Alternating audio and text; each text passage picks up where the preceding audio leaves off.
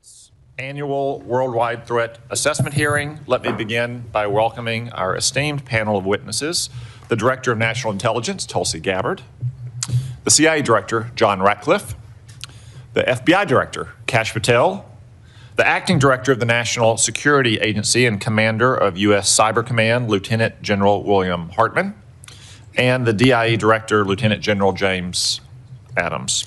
Thank you all for your appearance today and for your service. I also want to offer a special thanks to General Hartman, who is about to enter a well-earned and well-deserved retirement. General, on behalf of the committee, thank you for your lifetime of service to our nation. I'd first like to take this opportunity to commend the thousands of men and women in our intelligence agencies whom our witnesses represent. Our intelligence professionals are second to none. Because of their service, their dedication, and their sacrifice, Americans are safer at home and around the world. But because of the nature of their work, grateful Americans don't buy their lunch at restaurants or even have a chance to say thank you. So on their behalf, let me simply say thank you. I want to make two basic points this morning. First, the world is always a dangerous place, especially for America. But thanks to your agencies and President Trump's leadership, the world isn't quite as dangerous for Americans as it was a year ago.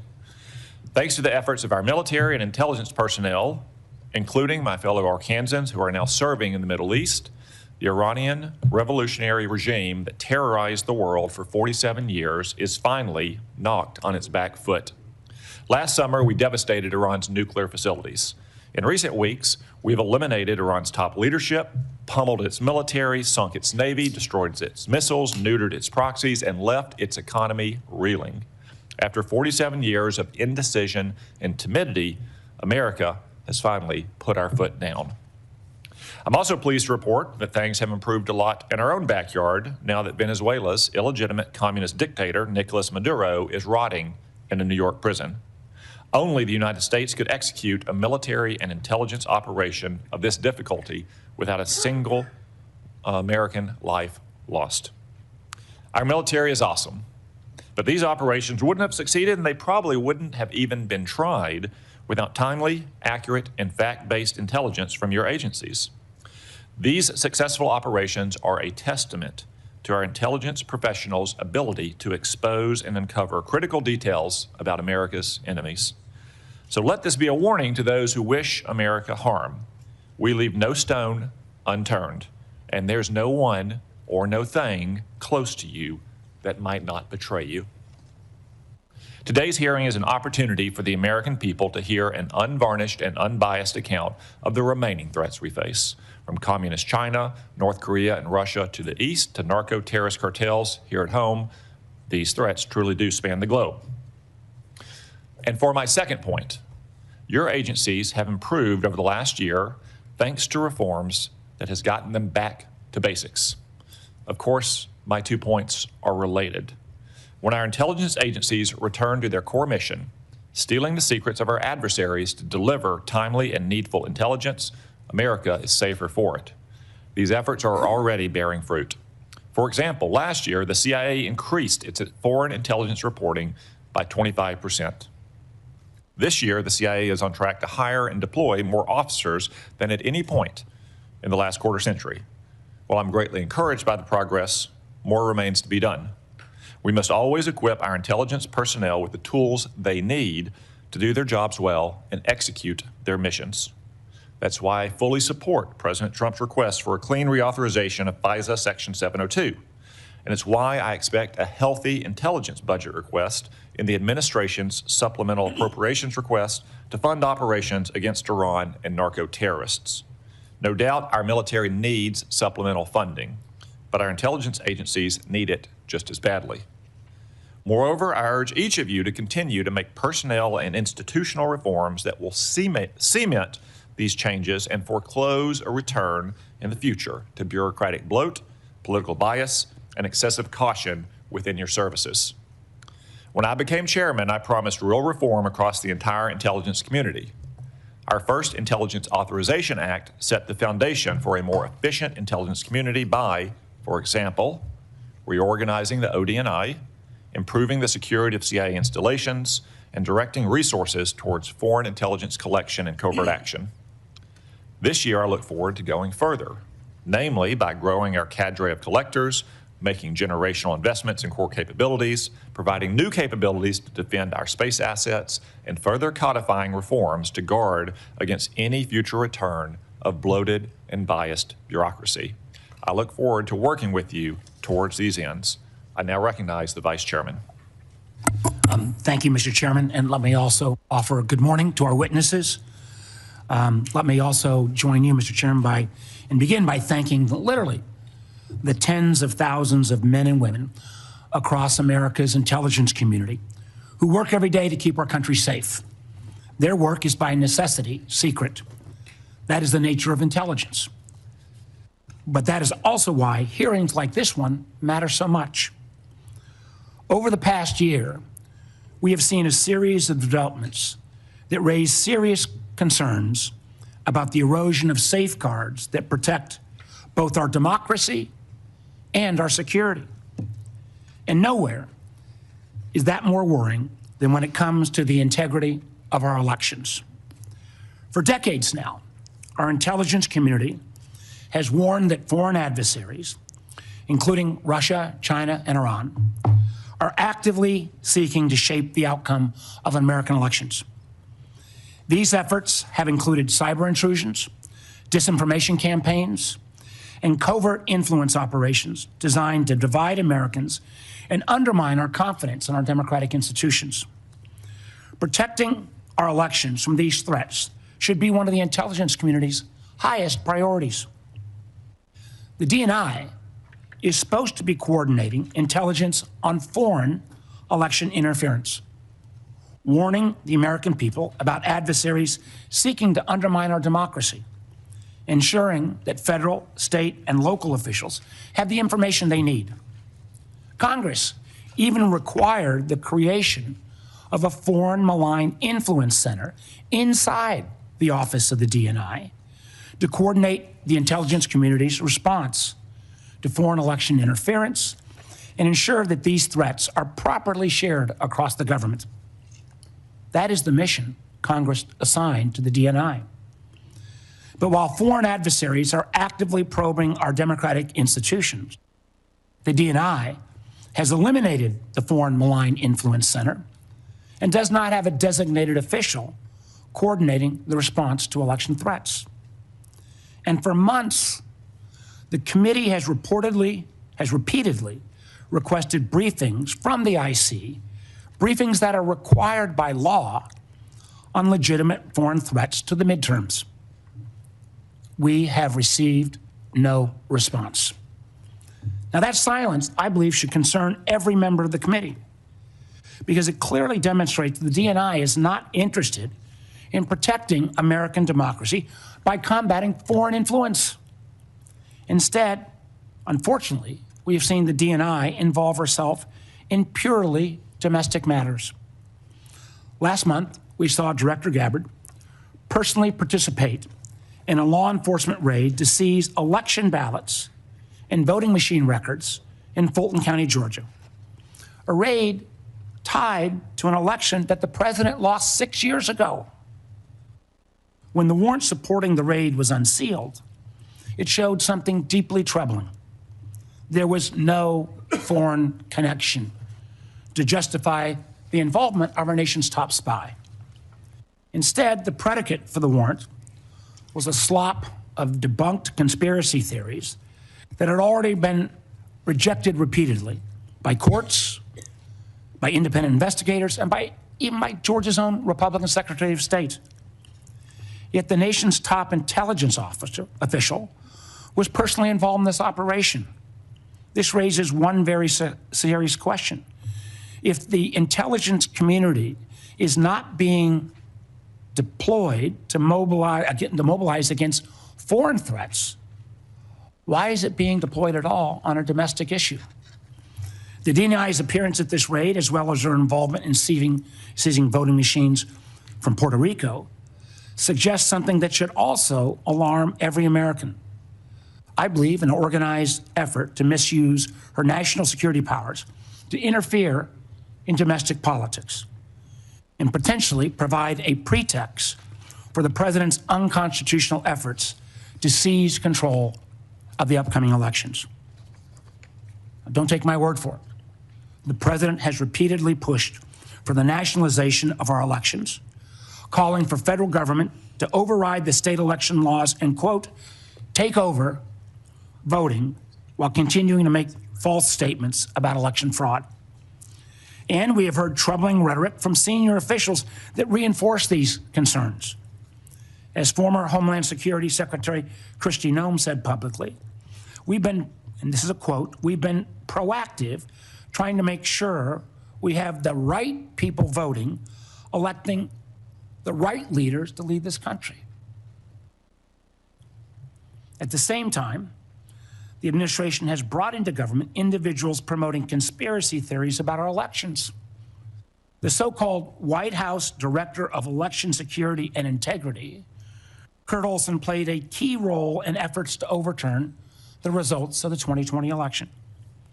Now Mr. Olson holds a position inside the federal government with the authority to refer criminal investigations and access our most sensitive security information, all supposedly doing his witch hunts around elections. As a matter of fact, according to the court filings, he helped trigger the FBI seizure of the ballots in Fulton County.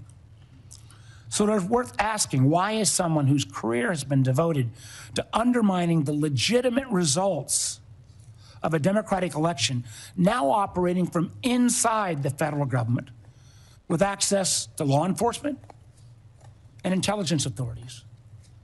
What exactly has he been empowered to do? As members of our committee know, this committee was created in the aftermath of the unconstitutional abuses exposed after Watergate. The guardrails have been built around our intelligence and law enforcement agencies over the past several decades. Exist for a reason. Without them, America begins to look more like adversaries emphasized in this year's annual threat assessment: China, Russia, Iran, North Korea, and less like a democracy. Confronting these very clear and present threats to American security requires experienced professionals in intelligence agencies that are focused squarely on their mission. Instead, over the past year, we've seen actions that only serve to weaken them. Politically motivated purges at the FBI has resulted in the exodus of hundreds of agents and the reassignments of hundreds more from key national security areas like counterintelligence, counterterrorism, and cyber, and where they've been redeployed to? Immigration enforcement. In one troubling case, agents working on a task force focused on threats from Iran, clearly something that's pretty damn important right now, were dismissed because they had previously participated in the investigation of the president's mishandling of classified information. Elsewhere, the Bureau's budget is being slashed. Last year, it cut over $500 million, with the largest decreases from cyber, counterterrorism, and counterespionage. And the remaining scarce resources are being squandered on things like a $60 million jet for the director's personal travel so he can go golfing in Scotland or partying with athletes in Milan. In fact, according to a whistleblower account, those flights became so frequent they even delayed the Bureau's response to major incidents like the Charlie Kirk assassination or the shooting at Brown University. Credible reports also indicate that highly trained FBI agents from elite SWAT units have been reassigned to chauffeur his girlfriend, an unprecedented use of personnel whose training are actually intended for hunting violent criminals and neutralizing terrorists. Unfortunately, this dysfunction has not been limited to the FBI. Both the National Security Agency and the Defense Intelligence Agency, and this is no reflection on the two gentlemen sitting in front of us, were both left leaderless for months after the president fired their directors. One at the behest of a 9/11 conspiracy theorist, and the other for providing a fact-based assessment that contradicted the president's claims about obliterating Iran's nuclear program. Clearly, if the program had been truly obliterated, the president wouldn't be bombing again right now. And again, more than 1/3 of the personnel at CISA, created by Congress to protect critical infrastructure like power, water, and election systems, have been forced out. That seems like a real mistake as we still grapple with the intrusion called Typhoon and the recent Iranian cyber attack on Stryker. And we are now seeing in real time the cost to the State Department.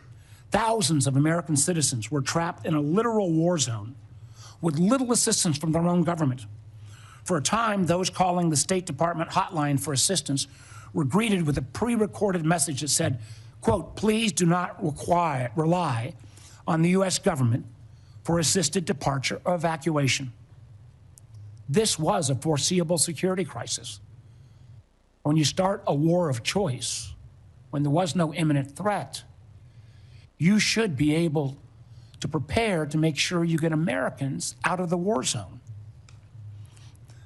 That same attitude, pushing some of our closest friends into the arms of our most capable foes, has profound consequences. Two of our most significant allies, Canada and the UK, are currently working to sign trade deals with China because they no longer believe the United States is a dependable partner. That's a remarkable statement in 2026. And in the president's war of choice with Iran, a war that has already killed 13 service members, cost Americans, taxpayers, billions of dollars, and scrambled supply chains from oil to fertilizer to aluminum, nobody answered the call when the president asked our allies to help reopen the Strait of Hormuz.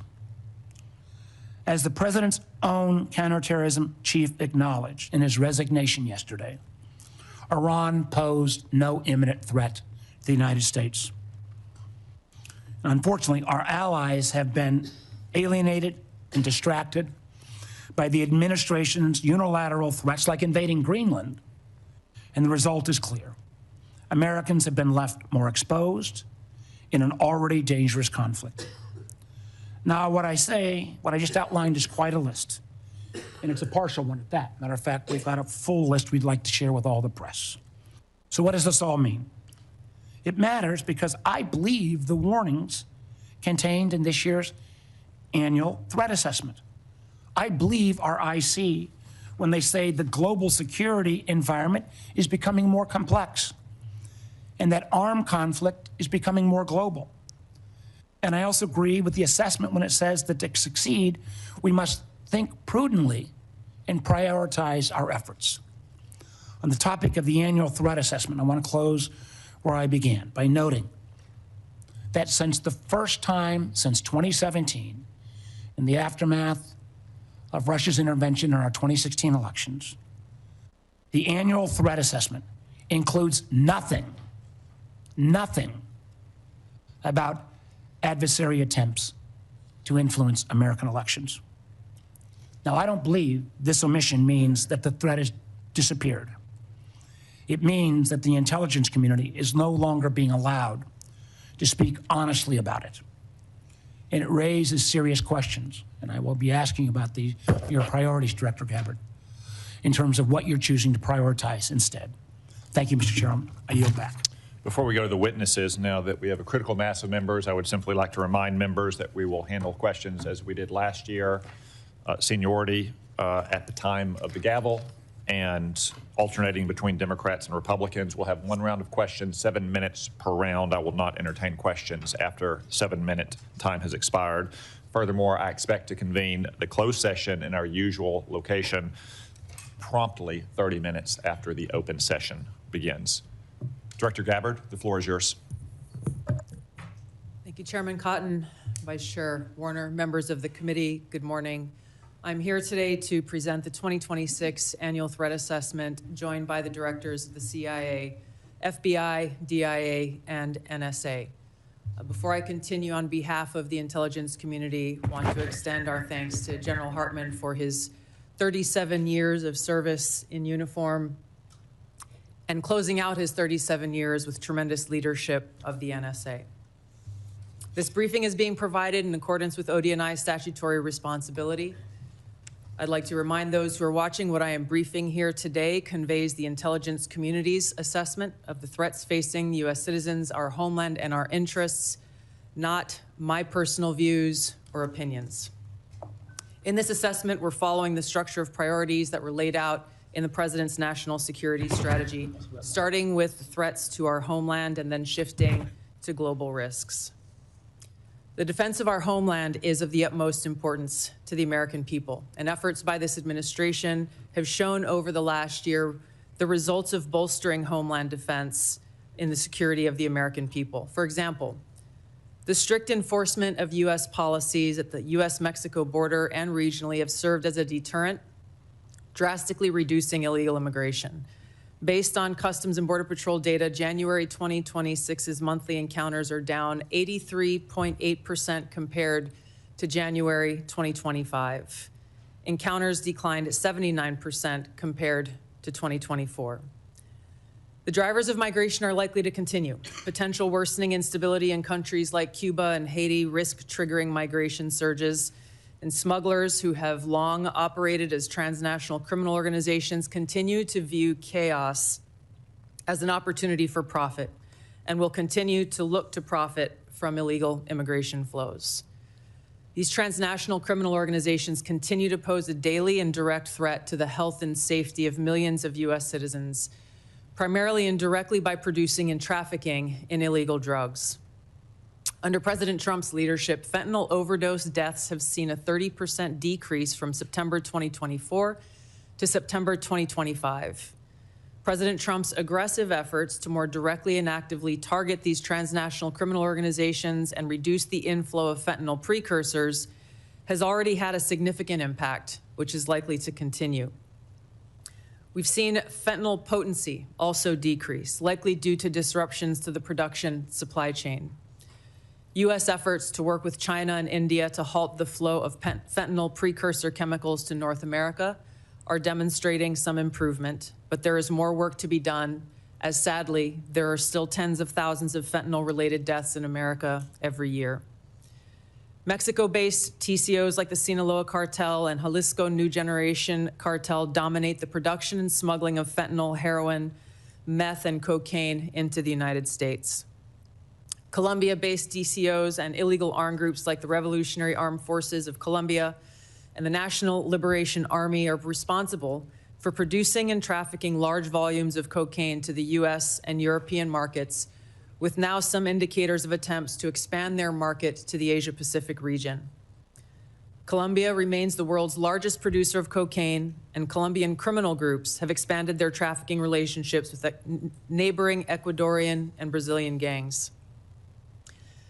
As you know, MS-13 is well established in cells within the United States and uses violence to intimidate the Salvadoran diaspora, engaging in murder, extortion, retail drug trafficking, firearms offenses, and prostitution, fueling increased violence and instability.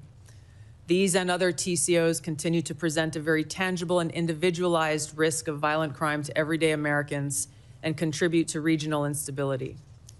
As the president increases his focus on counter-drug and counter-cartel pressures, they're likely to seek ways to try to adapt their operations, including shifting production locations and trafficking routes and methods. The United States continues to face a complex and evolving threat landscape with a geographically diverse set of Islamist terrorist actors seeking to propagate their ideology globally and harm Americans, even as al-Qaeda and ISIS remain weaker today than they were at their respective peaks. The spread of Islamist ideology, in some cases led by individuals and organizations associated with the Muslim Brotherhood, poses a fundamental threat to freedom and the foundational principles that underpin Western civilization. Islamist groups and individuals use this ideology for recruiting and financial support for terrorist groups and individuals around the world, and to advance their political objectives of establishing an Islamist caliphate which governs based on Sharia. There are increasing examples of this in various European countries, and President Trump's designation of certain Muslim Brotherhood chapters as foreign terrorist organizations is a mechanism to secure Americans against this threat. In response to setbacks to their capabilities of conducting large-scale complex attacks Islamist terrorist groups have shifted toward focusing on executing information operations to spread propaganda and inspire or enable individuals located in or with access to the West. U.S. counterterrorism efforts, primarily in Iraq, Somalia, Yemen, and Syria in 2025, were instrumental in removing key terrorist leaders and operatives, degrading the ability of al-Qaeda and ISIS to quickly reconstitute its leadership and plan large-scale attacks against the homeland and U.S. interests abroad. Strict U.S. border enforcement measures and increased deportations of individuals with suspected links to Islamist terrorists have reduced access to the homeland and removed some potential sources of future terrorist attacks. Since January, U.S. officials have only had a handful of encounters at our borders with individuals associated with terrorist groups. This is a positive trend. However, our interagency coordinated efforts to continue to identify, locate, and remove known or suspected terrorists who may already be in the United States continues with vigilance. In 2025, there were at least 3 Islamist terrorist attacks in the United States. Law enforcement disrupted at least 15 U.S.-based Islamist terrorist plotters. Roughly half of last year's disrupted plotters had some online contact with Islamist terrorists inspired by Islamist foreign terrorist organizations abroad. For example, in the recent attempt to attack a synagogue in Michigan, the shooter had familial ties to a Hezbollah leader. Al-Qaeda and ISIS pose the biggest threat to U.S. interests overseas in parts of Africa, the Middle East, and South Asia, where these groups operate. In the Middle East, AQAP in Yemen, ISIS-K in South Asia, and ISIS in Syria are among the most likely groups conducting external plotting. ISIS in Syria is likely seeking to rebuild its ranks, expand support networks, and solicit funds by re-engaging with and recruiting from the likely hundreds of ISIS detainees and thousands of ISIS-linked women and children who were either released or escaped from prisons and displaced person camps that were previously run by the Syrian Democratic Forces in northeast Syria. Meanwhile, state actors present a risk broader in scope by seeking new capabilities in kinetic and cyber warfare. The United States' secure nuclear deterrent continues to ensure safety in the homeland against strategic threats. However, the intelligence community assesses that Russia, China, North Korea, Iran, and Pakistan have been researching and developing an array of novel, advanced, or traditional missile delivery systems with nuclear and conventional payloads that put our homeland within range. The IC assesses that threats to the homeland will expand collectively to more than 16,000 missiles by 2035, from the current assessed figure of more than 3,000 missiles. The IC assesses that China and Russia are developing advanced delivery systems meant to be capable of penetrating or bypassing U.S. missile defenses. North Korea's ICBMs can already reach U.S. soil, and the IC assesses that it is committed to expanding its nuclear arsenal. Pakistan's long-range ballistic missile development potentially could include ICBMs with a range capable of striking the homeland. The IC assesses that Iran has previously demonstrated space launch and other technology it could use to begin to develop a militarily viable ICBM before 2035, should Tehran attempt to pursue that capability. However, these assessments will clearly be updated as the full impact of Operation Epic Fury's devastating strikes on Iran's missile production facilities, stockpiles, and launch capabilities is determined. These nations collectively will likely seek to understand U.S. plans for advanced missile defense for the homeland, probably for the purpose of shaping their own missile development programs and assessing U.S. intentions regarding deterrence. Shifting to the cyber domain, the IC assesses that China, Russia, Iran, North Korea, and non-state ransomware groups will continue to seek to compromise U.S. government and private sector networks, as well as critical infrastructure, to collect intelligence, create options for future disruption, and for financial gain. The IC assesses that China and Russia present the most persistent and active threats and are continuing their R&D efforts. North Korea's cyber program is sophisticated and agile. In 2025 alone, North Korea's cryptocurrency heist probably stole $2 billion, which the IC assesses is helping to fund the regime and include further development of its strategic weapons programs.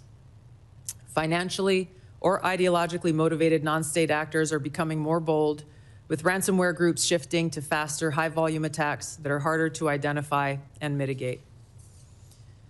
Innovation in the field of artificial intelligence will likely accelerate these threats in the cyber domain.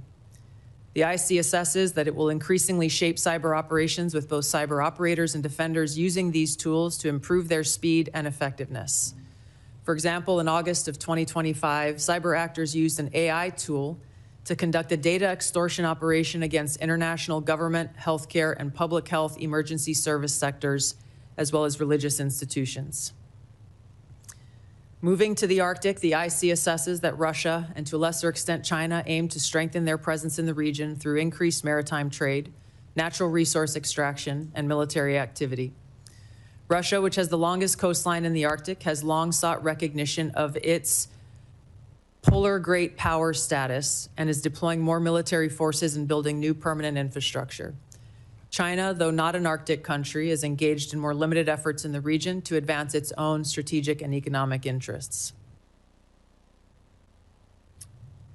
The IC assesses that China is the most capable competitor in the field of artificial intelligence. The IC assesses that AI capabilities are rapidly advancing and changing the threat landscape, as this is a defining technology that enables computers and machines to simulate human learning, comprehension, problem solving, creativity, and autonomy. It will be critical to ensure that humans remain in control of how AI is used and of the machines that may threaten to autonomously violate the interests of the American people across all domains. AI adoption at scale across the spectrum of usage poses serious risks. AI has the potential to aid in weapons and systems design and has been used in recent conflicts to influence targeting and streamline decision-making, underscoring the risk and likely threats that could manifest on the battlefield.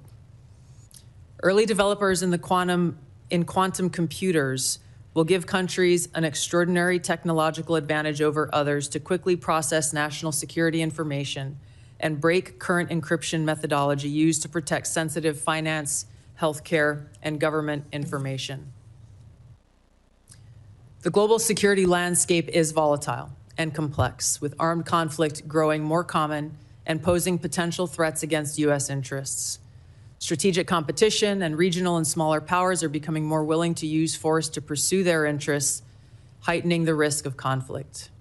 The IC assesses the space domain is becoming increasingly contested, with China and Russia developing counter-space capabilities to challenge U.S. space efforts.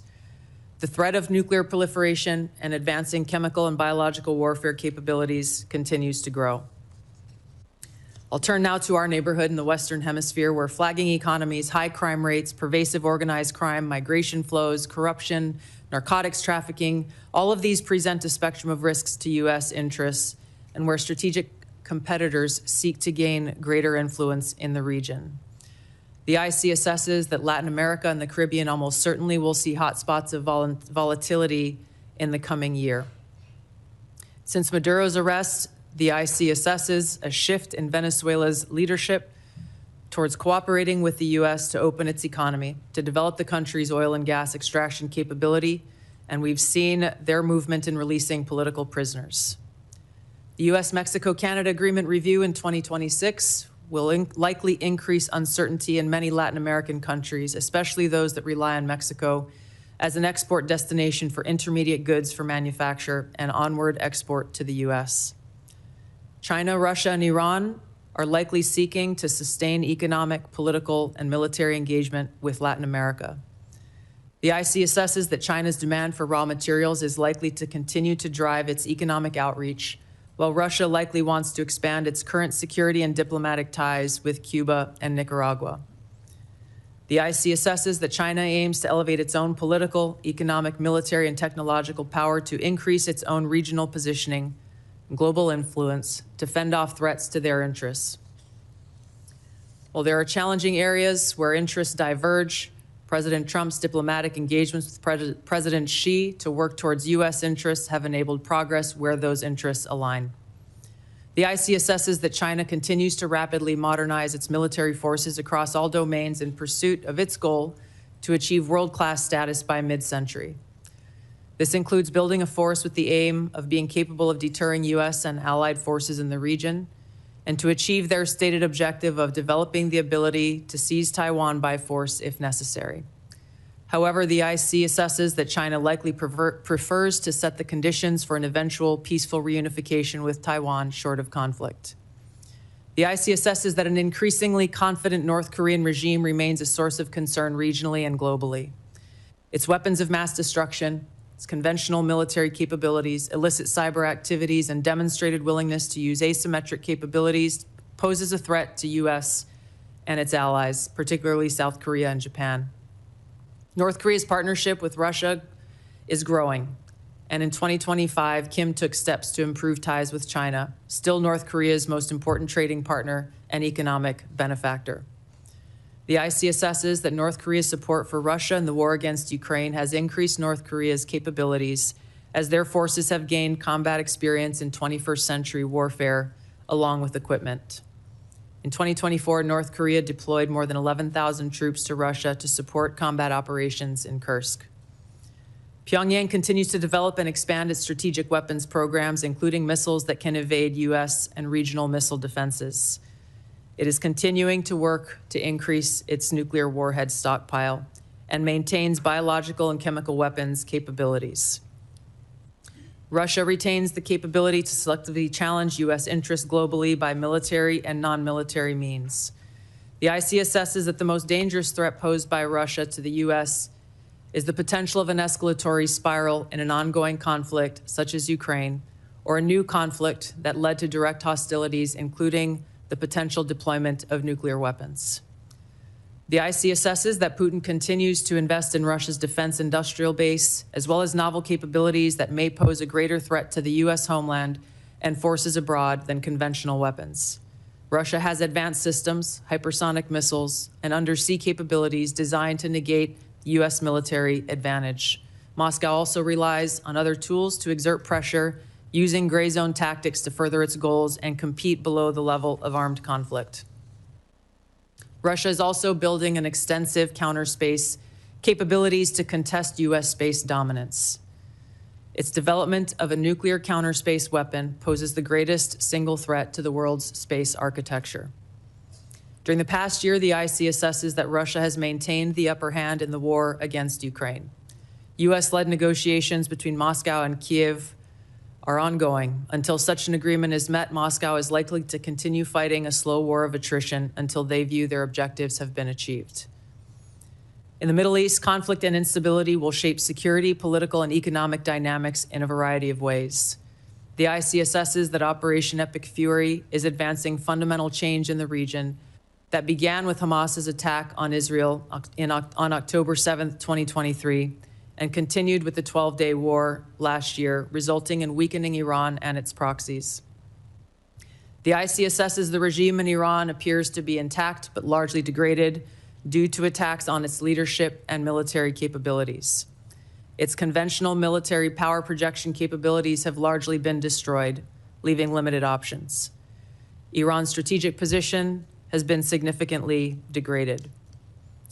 The U.S.-led maximum pressure campaign and snapback of European sanctions added additional pressure to an already bleak Iranian economy, resulting in mass protests earlier this year that Tehran suppressed by killing thousands of protesters. Even if the regime remains intact, the IC assesses that internal tensions are likely to increase as Iran's economy worsens. Even so, Iran and its proxies continue to attack U.S. and allied interests in the Middle East.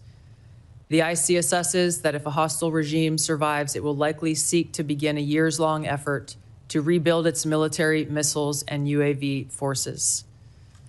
Prior to Operation Epic Fury, the IC assesses Iran was trying to recover from the severe damage to its nuclear infrastructure sustained during the 12-day war, and continued to refuse to comply with its nuclear obligations with the IAEA, refusing them access to key facilities. The IC assesses that China, Russia, and North Korea see the United States as a strategic competitor and potential adversary. Iran has long viewed the U.S. as an adversary and is engaged in active conflict with the U.S. as of today. These four countries, the IC assesses, are likely to continue their selective cooperation with each other, which could bolster their individual capabilities and threats to U.S. interests more broadly. However, currently these relationships are primarily bilateral on selective issues and depend on broader circumstances, divergent sovereign interests, and in some cases, concerns over directly confronting the United States. These factors, the IC assesses, are likely to constrain their relationships. Finally, conflicts on the continent of Africa are likely to persist through 2026 due to poor governance, economic demands, and external support. Tensions continue between Ethiopia and Eritrea, which could rapidly accelerate to conflict. Contentious national elections in Somalia could distract the federal government away from counterterrorism actions against al-Shabaab, which continues to conduct terror attacks while providing funding and propaganda support to other elements of al-Qaeda in Yemen. The civil war in Sudan continues, even as external negotiations occur. ISIS in West Africa and the Sahel have increased the intensity of their attacks against local security forces, expanding their areas of operation and moving closer to cities with the U.S. presence. The IC assesses that African governments will likely use their wealth in critical minerals to seek partnerships that deliver them meaningful benefit. Concurrent conflicts and crises across the continent will continue to put U.S. citizens at risk and cause further instability. In closing, as leaders of the intelligence community, we remain committed to providing the President and policymakers with timely, unbiased, relevant intelligence to inform decision-making and to ensure the safety, security, and freedom of the American people. Thank you. Thank you, Director Gabbard. General Adams, Camden, Arkansas is the home of brand new production lines for the Israeli missile defense interceptors. Could you please explain how critical Arrow and Iron Dome systems being built in Camden are for not only Israel's defenses, but the defense of hundreds of thousands of American citizens and troops in the region? Chairman Cotton, thank you for that question. And I have to say that the Arrow system and the Iron Dome system are critical defensive systems that prevent adversary power projection from impacting the targets in the friendly areas in Israel. The Arrow system itself is the high altitude, primarily against MRBMs, and it's proven to be very, very effective against those systems. The Iron Dome is more of a closer-in system, protecting against rockets and things of that nature. But the combination of those two with U.S. systems creates a shield to prevent those attacks from the Iranians impacting key areas in areas where they're protecting. Thank you, General Adams. I was recently in Camden with Secretary Hegseth as part of his Arsenal of Freedom tour, and they are great Arkansans who do great work to keep our nation safe. General Hartman, we've often spoken about our pressing need for more cybersecurity manpower and part-time formation, such as the Arkansas Air National Guard's 223rd Cyberspace Operations Squadron are a great way to grow the force. What recommendations do you have to grow these cyber protection teams and develop more capacity for local and national missions? Chairman Cotton, thanks for the question. I did hear a little bit about the great team in Arkansas there, and I know 855 CPT operates from that formation. And so for us, certainly looking at a number of different initiatives. One, ensure that we can share all of the relevant top secret classified information and other sort of indications and warning that the organizations need.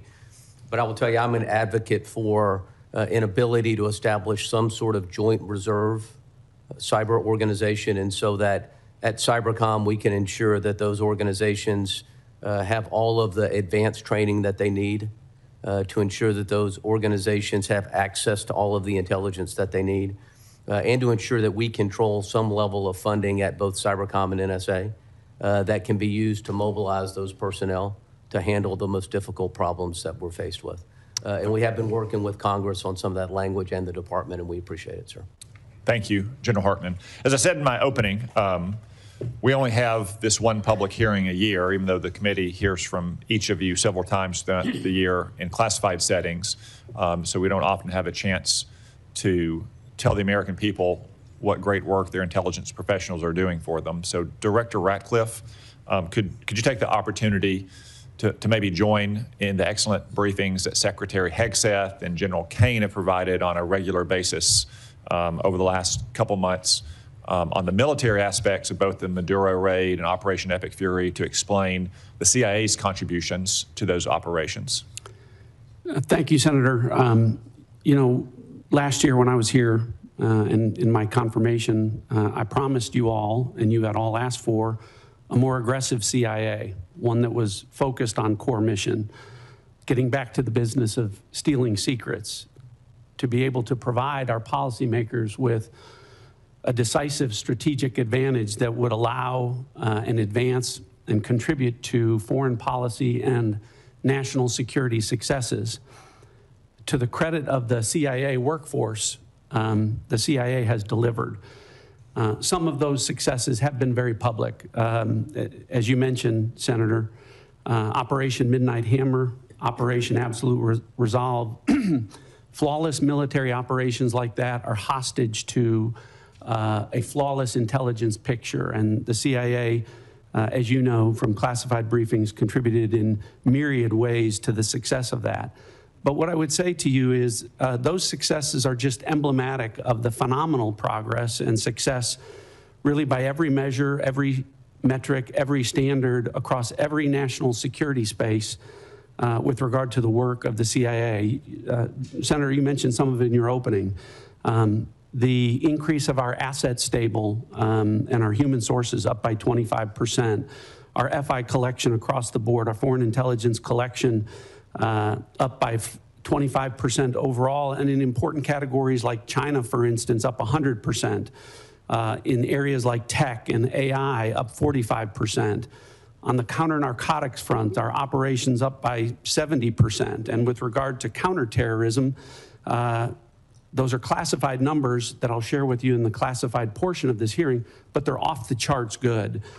The best way I can summarize it, Senator, is I had a 32-year veteran of the agency retire this year, and he said to me, I hate to go. I don't know if this is the best year that the CIA's ever had, but it's the best year I can ever remember. And I think that reflects the current morale of the CIA. It's a workforce that knows it's doing a great job. It knows that it's being allowed to do what they signed up to do, which is provide that decisive strategic advantage to our country for great successes that everyone can see. So I thank you for the opportunity to let me recognize the CIA workforce. Thank you. Director Ratcliffe, I want to address one specific threat from Iran, the threat of an intercontinental missile, which is really just the combination of two technologies, one thrust to get something into space and a reentry vehicle to get it back to Earth. Iran has always had a space launch program, which is flimsy cover for the first part of that intercontinental missile program. I haven't seen any Iranian astronauts in space lately. And second, they have medium-range ballistic missiles, which already have a reentry vehicle. So if you crudely married those two technologies together, I've heard some analysts say that Iran could have had a functioning intercontinental missile to threaten the United States in as few as 6 months. Would you agree with that assessment? Well, you're right to be concerned about Iran's development of longer-range ballistic missiles, Senator. If Iran were allowed to develop at the IRBM ranges, which is 3,000 kilometers, it would threaten most of Europe. And yes, as you mentioned, we know that Iran is gaining experience in these larger, more powerful booster technologies through its so-called space launch vehicle program. If left unimpeded, yes, Senator, they would have the ability to range missiles to the continental U.S. It's one of the reasons why degrading Iran's missile production capabilities that is taking place right now in Operation Epic Fury is so important to our national security. Thank you. Vice Chairman. Thank you, Mr. Chairman. Director Gabbard, the whole country knows that you were recently involved in an FBI operation to seize ballots in Fulton County, Georgia.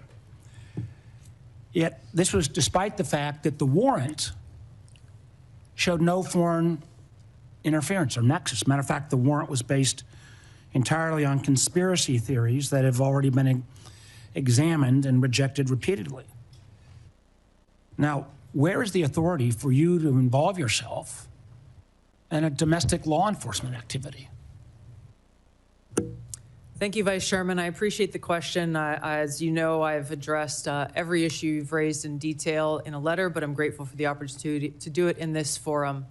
As you stated, Congress provided by statute, ODNI, with the responsibility of election security and counterintelligence in 2021.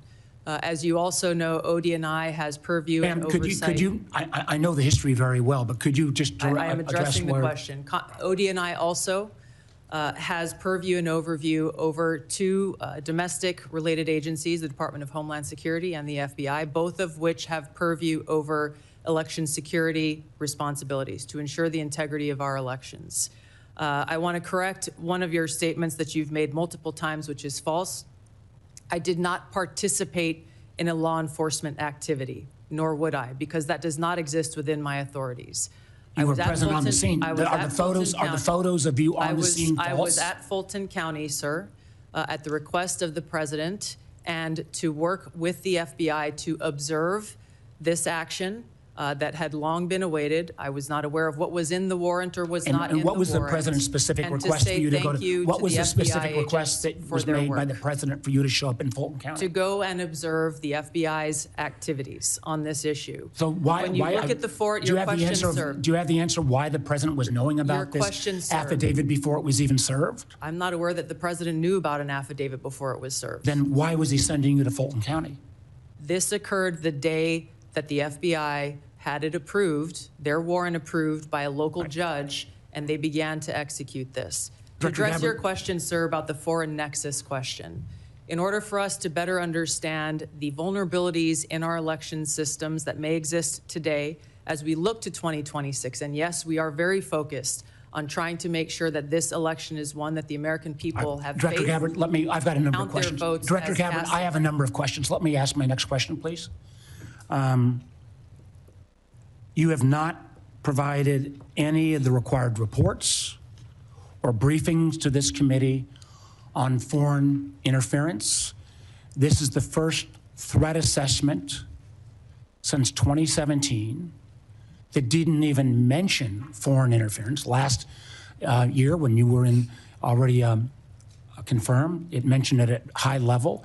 Are you saying there is no foreign threat to our elections in the midterms this year?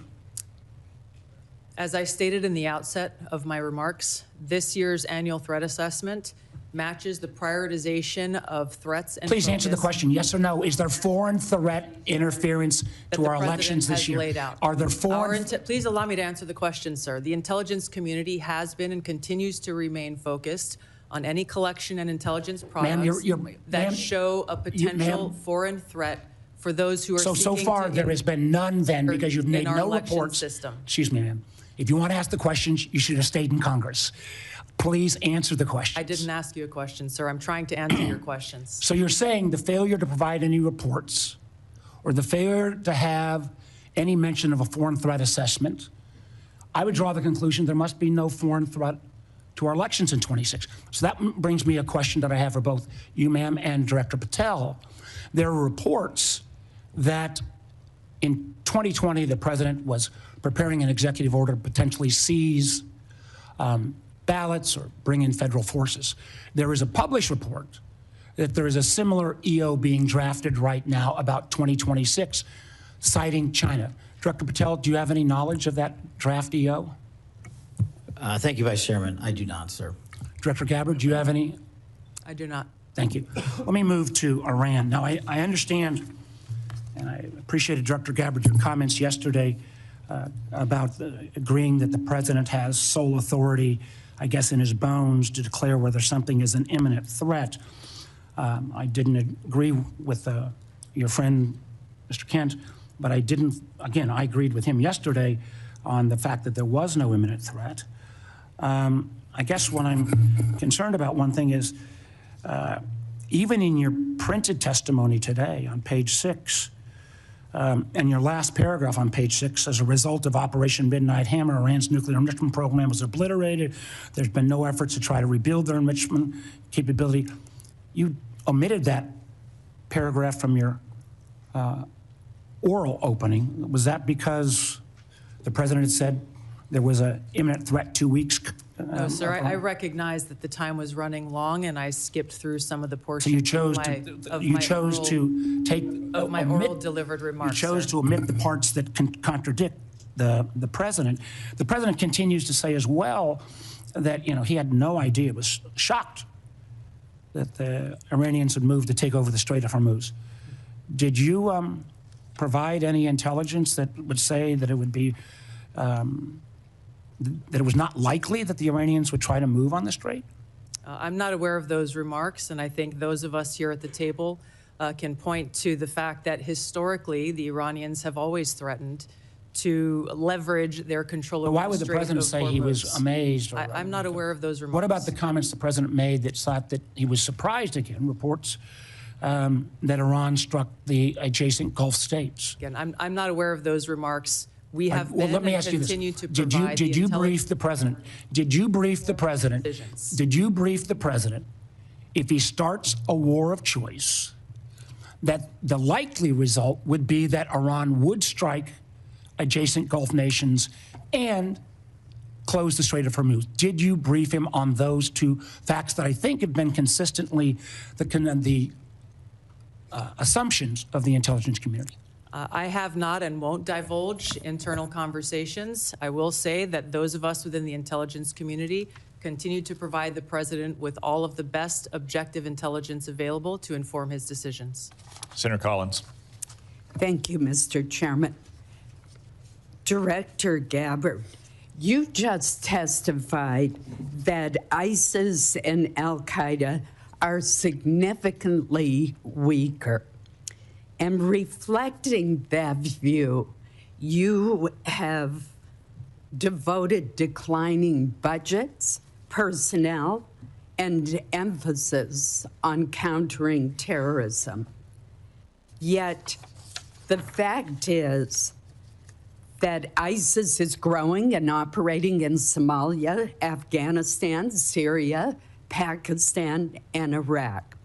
Al-Qaeda is surging in Afghanistan, the Arabian Peninsula, and throughout Central Africa. The Houthis in Yemen and the rest of the Iranian proxies remain a serious threat. Focusing, as you have done, on great power competitors seems to have diverted resources from the fight against terrorism, a fight that's very much still going on.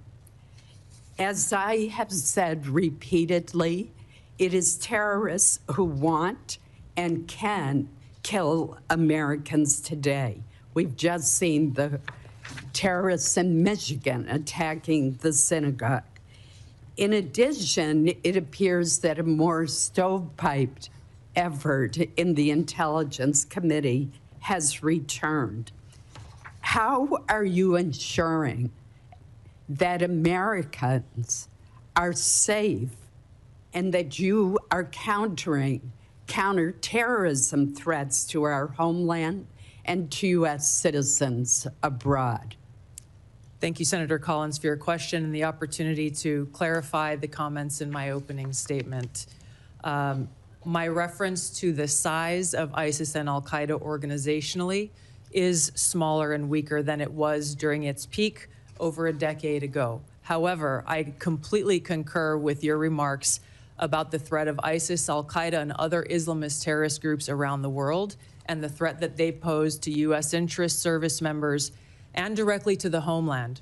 Our ODNI National Counterterrorism Center has been at the forefront of ramping up and I believe is more active today than it has been certainly in a long time. We are dedicating every resource that they ask for, as well as the counterterrorism elements across the IC, to make sure that we are never taking our eye off of this persistent threat to the American people. The change in tactics based on the current environment is something we continue to be most concerned about.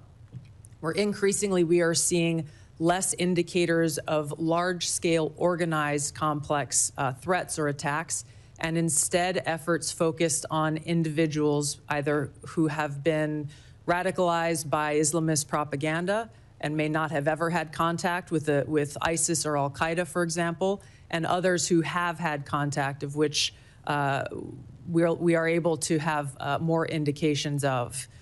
This remains and will be, and as we come to present our budgets to you, a foremost and primary priority.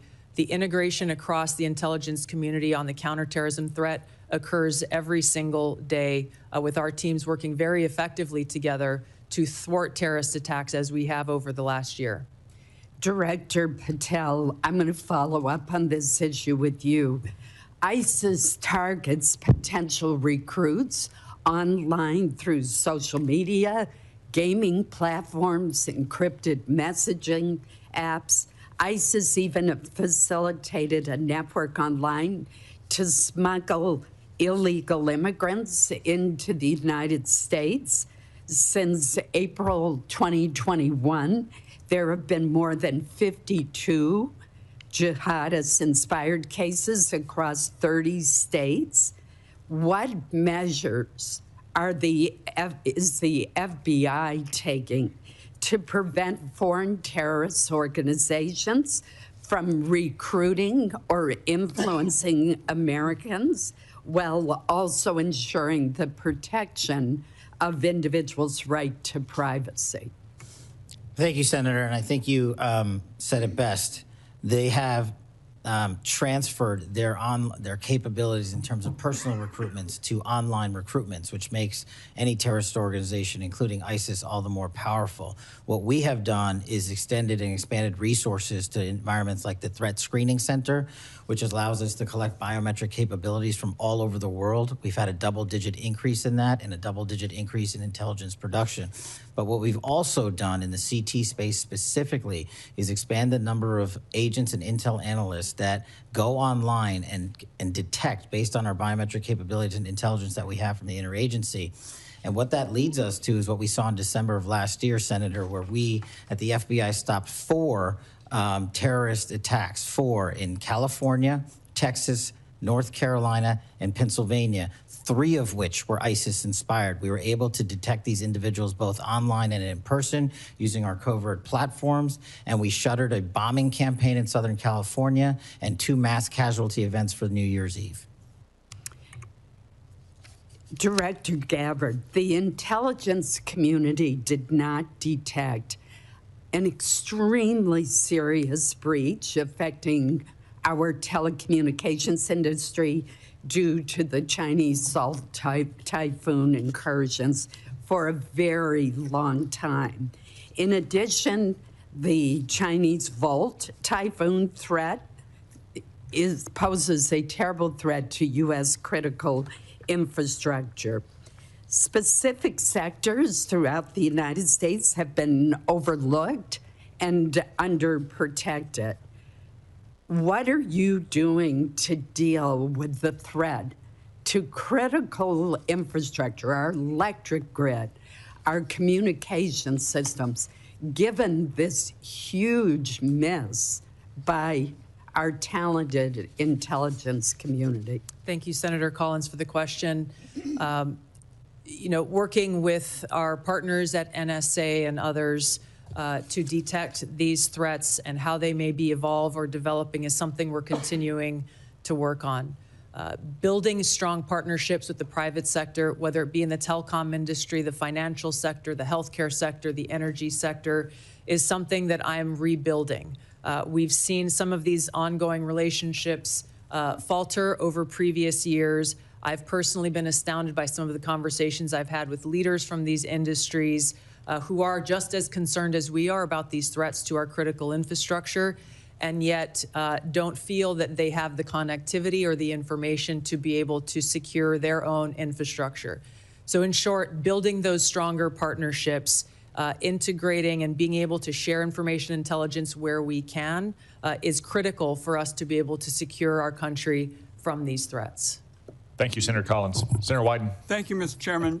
Director Gabbard, last year your agencies testified, and I quote, "Iran's large conventional forces are capable of inflicting substantial damage to an attacker, executing regional strikes, and disrupting shipping, particularly energy supplies, through the Strait of Hormuz. In other words, every problem we're seeing now was not only foreseeable, but was actually predicted by the intelligence agencies. So, Director, in the lead up to the start of this war 3 weeks ago, did the intelligence agencies stick to their assessment that in response to an attack, the Iranians had the capability to shut down the Strait of Hormuz? Thank you, Senator Wyden. The intelligence community has continued to provide the president and his team with the intelligence related to this operation in Iran before and on an ongoing basis.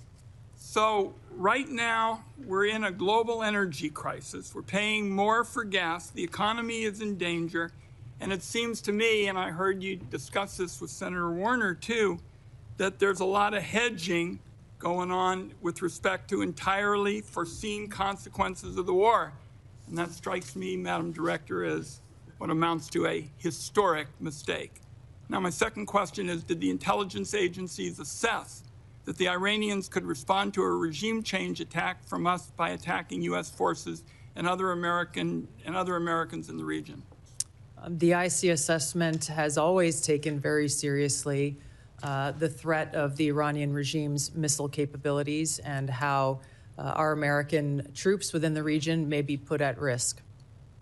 Again, you know, it seems to me with Americans dying in the war, it's hard to see how you can sit here and say that the intelligence agencies couldn't provide a clear warning that if attacked, the Iranians would respond by attacking our people. Now, on Monday, Madam Director, Donald Trump was asked about Iranian strikes on the Gulf states. He said, and I quote, nobody, no, the greatest experts, nobody thought they were going to hit the Gulf states. You all are supposed to be the greatest experts. That's what we have you there for. Director Gabbard, did the intelligence agencies assess that Iran could conduct strikes on our own partners in the region if it was attacked? The intelligence community has continued to assess the potential threats to the region, the existing threats to the region, and providing those assessments to the policymakers and decision makers. Let me move on to several others of you with respect to 702 of FISA, and I'm just going to start with you, General Hartman. When Congress last reauthorized Section 702 of FISA, it included a provision that expanded the type of companies and individuals who could be forced to assist the government in its spying. Has this expansion resulted in any intelligence, General Hartman? Senator, thanks for the question. Just to be clear, this provision provided us an ability to collect foreign intelligence on personnel outside of the United States. What is the major 702 issue in terms of expansion? What was the effect of what was done? Senator, I would prefer to talk to you about exact specifics in the closed session. I'm happy to do that. Let's understand, though, this is a dangerously broad provision that could be used to rope in anybody with access to a cable box, a Wi-Fi router, or a server. It was jammed into the 2024 reauthorization bill at the last minute. Senators were told they had no choice but to support it. And now, 2 years later, we've just had testimony from a very respected individual who's saying, so far it has had no value. So, colleagues, we are getting ready to have another discussion on this, and this ought to be a warning to every senator that not every new spying power that is sold as urgent and critical actually is. Senator, could I please respond to that? Of course. So, Senator, I just want to be clear. It provided us no additional authority that doesn't involve collecting intelligence on foreigners that are outside of the United States of America. Fine. Director Patel, a question for you. In 2023, your predecessor testified that, and I quote, to my knowledge, we do not currently purchase commercial database information that includes location data derived from internet advertising. Is that the case still? And if so, can you commit this morning to not buying Americans' location data? Thank you. The FBI uses all tools, Senator, thank you for the question, to do our mission. We do purchase commercially available information that's consistent with the Constitution and the laws under the Electronic Communications Privacy Act, and it has led to some valuable intelligence for us to be utilized with our private and partner sectors. So you're saying that the agency will buy Americans' location data.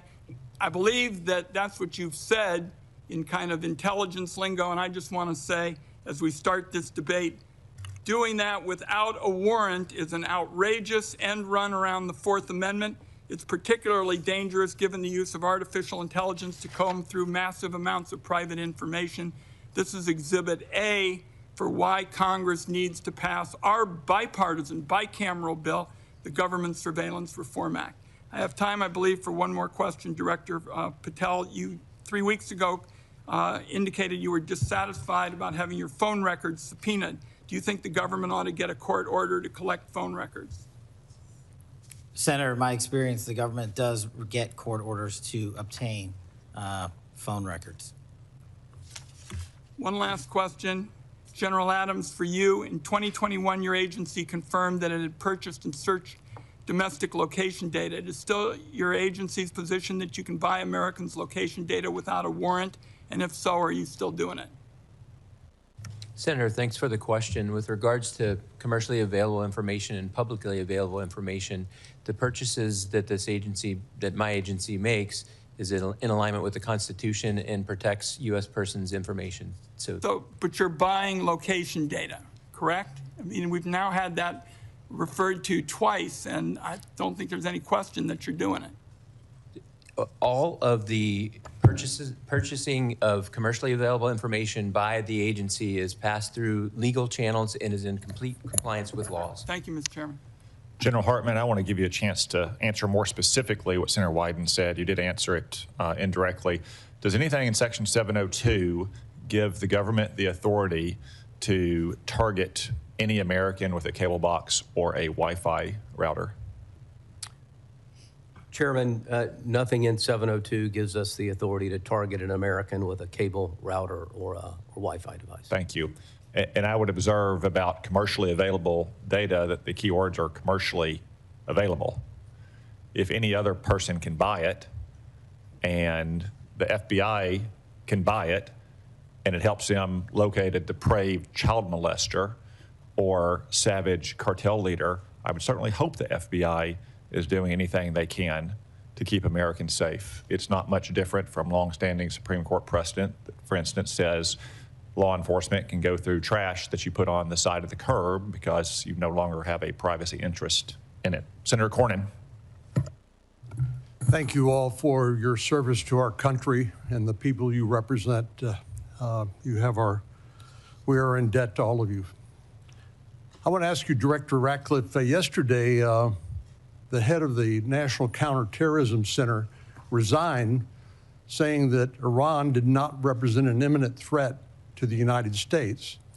Is there anything to indicate that Iran had ceased in its nuclear ambitions or in its desire to continue to build ballistic missiles capable of threatening American troops and allies in the Middle East? Senator, no. In fact, the intelligence reflects the contrary. So you disagree with Mr. Kent? I do. I would think any fair-minded assessment of the situation, even based on open sources, would reflect the danger the regime poses to the United States. Isn't it true they've basically been at war with the West since 1979 during the Iranian Revolution and have American blood on their hands? That's absolutely correct. I think Iran has been a constant threat to the United States for an extended period of time and posed an immediate threat at this time. The threat assessment says that al-Qaeda and ISIS maintain the intent to launch operations targeting the U.S., but it's most likely to occur through U.S.-based lone offenders. I want to ask you, Director Patel, it seems like there's been a raft of incidents recently. On March the 1st in Austin, Texas, where I live, a lone gunman wearing a sweatshirt saying "Property of Allah," and who the T-shirt he wore underneath had an Iranian flag, killed 3 innocent people and injured 12 more. And then we know in Virginia, the Old Dominion shooting, somebody who unbelievably was sentenced to 11 years in federal prison for attempting to support ISIS, but then was released only to commit another terrorist attack. We all are familiar with what's happened in Michigan, in New York, and I applaud the important role that the FBI has played in stopping some terrorist attacks, but obviously the FBI can't be everywhere all the time. Would you please talk about your cooperation and collaboration with Homeland Security investigations in countering terrorist attacks against the United States? Thank you, Senator. Absolutely. It is essential that the FBI cooperates with the entire interagency. But as to your question about DHS specifically, what we have stood up around the country are 59 Homeland Security task forces in 59 separate locations. These are joint terrorism task forces? Essentially, the JTTF model was expanded. So the FBI owns 56 joint terrorism task forces in each of our field offices. On top of that, we have 59 HSTFs, which are co-led by the FBI and DHS. And what that allows us to do is things like we did down in New Orleans just over the holiday period, where we surged for a 6-week period of time, and where we dropped the murder rate by double-digit points, and also was the first time that Mardi Gras in its entire history had not one homicide. So when you bring the powers of the Homeland Security folks, DHS, and the FBI together, this is the purpose of it, to get after not just the terrorism threat, but the violence and the criminal activity in our cities. And that's why we're in 59 cities across the country, and it's working in places like Memphis and every other city we have it. Are you aware of the fact that Homeland Security investigation is a major directorate within Immigration and Customs Enforcement? Yes, sir. Yes, sir. And are you aware that Senate Democrats have uniformly voted not to fund the Department of Homeland Security, including Homeland Security investigations, TSA, FEMA, and other functions of the Department of Homeland Security? Senator, I'm aware that employees of DHS are 1 month without pay. They're not being paid, right? Yes, sir. And we were all seeing what's happening at airports, where people are having to wait hours at a time because of the fact that these TSA agents are overburdened. But what I wanted to focus on with you is the refusal to fund the functions of the Department of Homeland Security, including Homeland Security investigations, making Americans less safe? Absolutely.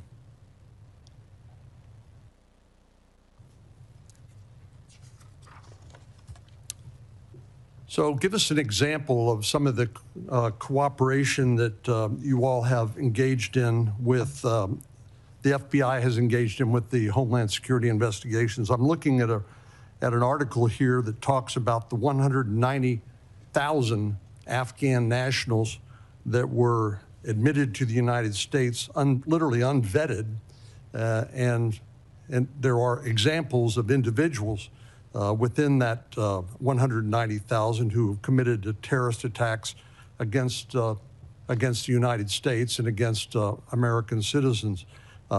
Is that the sort of thing that you are investigating with HSI?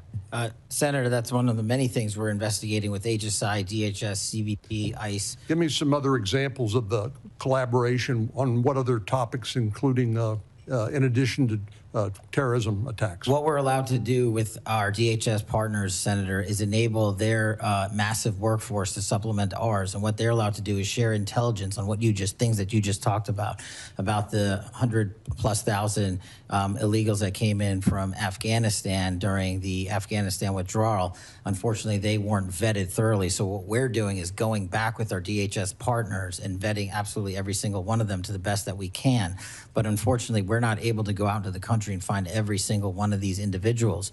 But we need more than 12,000 FBI agents to do that job, which is why we are utilizing the 100,000 or so 1811s at the Department of Homeland Security to give us the information they have from their immigration records, from their travel records, from their travel logs overseas and within the country. And what we're able to do is remove these individuals off the streets in every single state across the country, to include violent gang members, to include Tren de Aragua, to include ISIS-affiliated individuals, to include Al-Qaeda-related affiliated individuals. And hopefully we do it before and not after, like the tragedy that we witnessed in Washington, D.C., where an individual from Afghanistan was allowed to enter into our country and shot multiple members of our uniformed military service. Thank you. Senator King. Thank you, Mr. Chairman. I do need to point out, in response to some of the previous comments, twice in the last 2 weeks, as recently as last Thursday, Senator Patty Murray, the Appropriations Committee, put a bill on the floor that would have fully funded TSA, FEMA, CISA, and the Coast Guard for the rest of the year, leaving the focus on the dispute that we have with the conduct of ICE as separately. So inexplicably to me, that bill was blocked by my Republican colleagues. It would have, as I say, fully funded TSA, FEMA, CISA, Coast Guard, and then focused the attention on the situation with ICE. So I just want to be clear on who's blocking funding for those 4 agencies. I'd like to ask Ms. Gabbard and Director Ratcliffe, Director, both of you, were either of you in the room, or your designees, when the President was making the final decision about taking this action against Iran on February 27th, 28th? Was there an intelligence committee, intelligence community present in those deliberations? Mr. Ratcliffe, your response? Senator King, I'm probably in dozens and dozens of briefings with the President. I don't know if there was a single meeting where there was a single time where a decision was made. Were those dozens of meetings right during the lead up to this war? I know you've met many times, but I'm talking about it in the 2 weeks or so before the decision to go into Iran was made. Again, countless meetings with the President. During that period? During that period. Director Gabbard, were you present in those discussions? Likewise, yes. The reason I'm asking the question is there seems to be a discrepancy between what the Intelligence Community has reported over the years and what the President has said in terms of of this action. For example, Senator Wyden read the report from a year ago that strikes against neighboring states and action to close the Strait of Hormuz was predicted by the intelligence community. And yet the President says nobody knew. And my question is, did you tell him? Anybody want to answer that question? Senator, I'll answer the question. So with regard to briefings, the President gets briefings constantly about intelligence. Now, the comments that you talked about, I had not heard, but what I can tell you is that Iran had specific plans to hit U.S. interests in energy sites across the region, and that's why the Department of War and the Department of State took measures for force protection and personnel protection in advance of Operation Epic Fury. I think that's what's most important. Any predictions to the President about the Strait of Hormuz? All you got to do is look at a map, and you'll see that the vulnerability of the Strait of Hormuz. Was that part of the briefing, Director Gabbard? I think the Director Ratcliffe made the point here is that this has long been an assessment of the IC, that Iran would likely hold the Strait of Hormuz as leverage. And my question is, was that communicated to the President in the lead up to this action? And it's because of that long-standing assessment that the IC has continued to report that the Department of War took the preemptive planning measures that it did.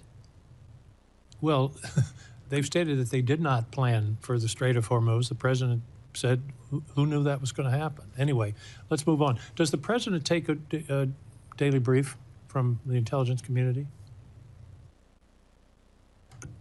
This is a yes or no question, I think. Yeah, the President, I would say, Senator, in my estimation, on average, I brief the President of the United States on intelligence probably on average 10 to 15 times a week where I have conversations with him about specific discrete issues. Sometimes there are dedicated sessions that last hours in length. Sometimes I'm briefing him on specific issues, sometimes 3 or 4 times a day. But I would say on average, my interactions where I'm briefing the president on important national security matters happens probably on average 10 to 15 times per week. Thank you. Could you update us on the intelligence on Russian intelligence sharing with Iran in the current conflict? What do we know? Senator, if there is that sharing going on, that would be an answer that would be appropriate for a closed session. Well, it's been in the public press. This is open source that it's occurring. Is it occurring?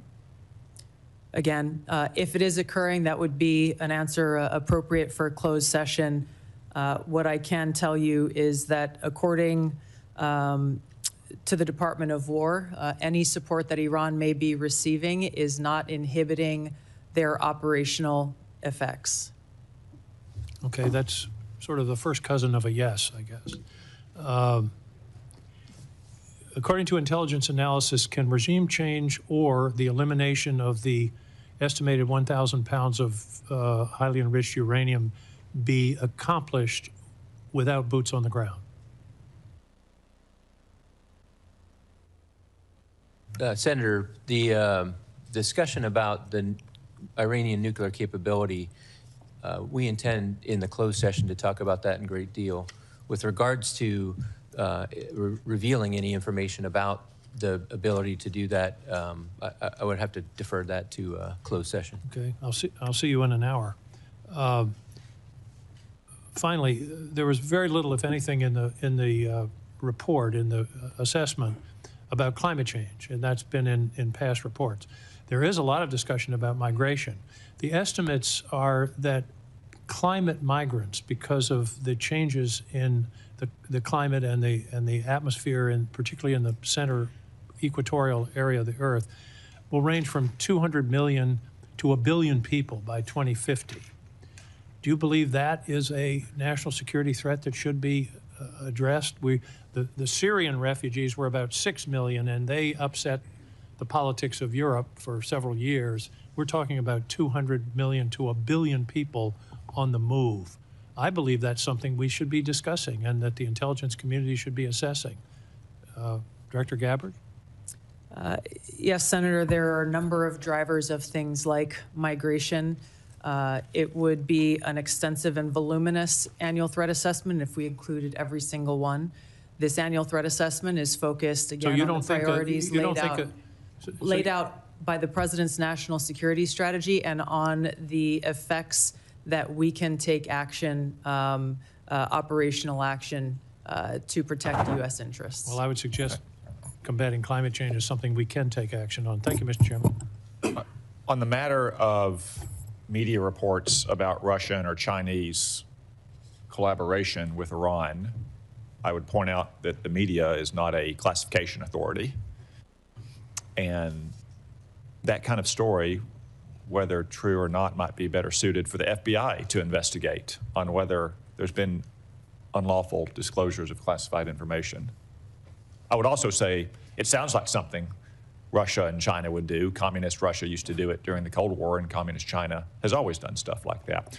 On the Patty Murray legislation, not only would it have defunded ICE and CBP, it would have also defunded Homeland Security investigations, which do critical work on our streets to protect our communities from financial crimes, from predators, from transnational gangs as well. So while we would all like to see the TSA and the Coast Guard and other critical parts of Homeland Security as well, we do not want to defund the police, this time the immigration police. Senator Moran. Chairman, thank you. I believe that it's in the U.S.'s national interest, our security interest, for Ukraine to be successful in defeating the Russian invasion. I'm concerned with the consequences of Operation Epic Fury on that ability of Ukraine to succeed in defending its borders. And General Adams, in broad terms, not necessarily, not classified terms, what are the consequences to the supply chain, to the capability of the United States to supply NATO allies and Ukraine as a result of Operation Epic Fury. My question is that usual problem of how do we do both? Are we doing both? Is U.S. support maintained or diminished for Ukraine as a result of Epic Fury?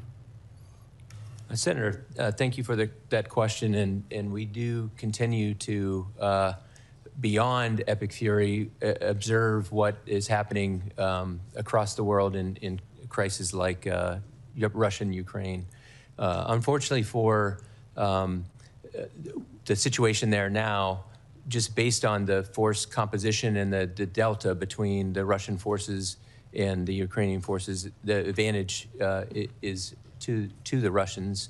As we get into the classified hearing, we can talk a little more specifically about the items with regards to supply chain and with regards to the information that the Defense Intelligence Agency collects. We look at the foreign threat and what their capabilities are from a multi-int perspective.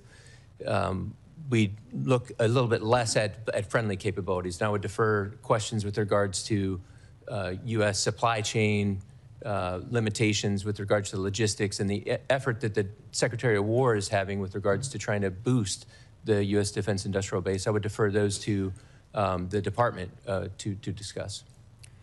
Well, General, please be prepared for the classified session for me to continue to pursue this. I mean, our supply chain issues are not classified in the sense that every hearing I'm in as a defense appropriator has officials from the Department of Defense testifying about the need for further assistance. And really, I'm asking for the facts of what has happened as a result of Operation Fury, Epic Fury, in the last few weeks in our supply to Ukraine and our NATO allies who are supplying Ukraine.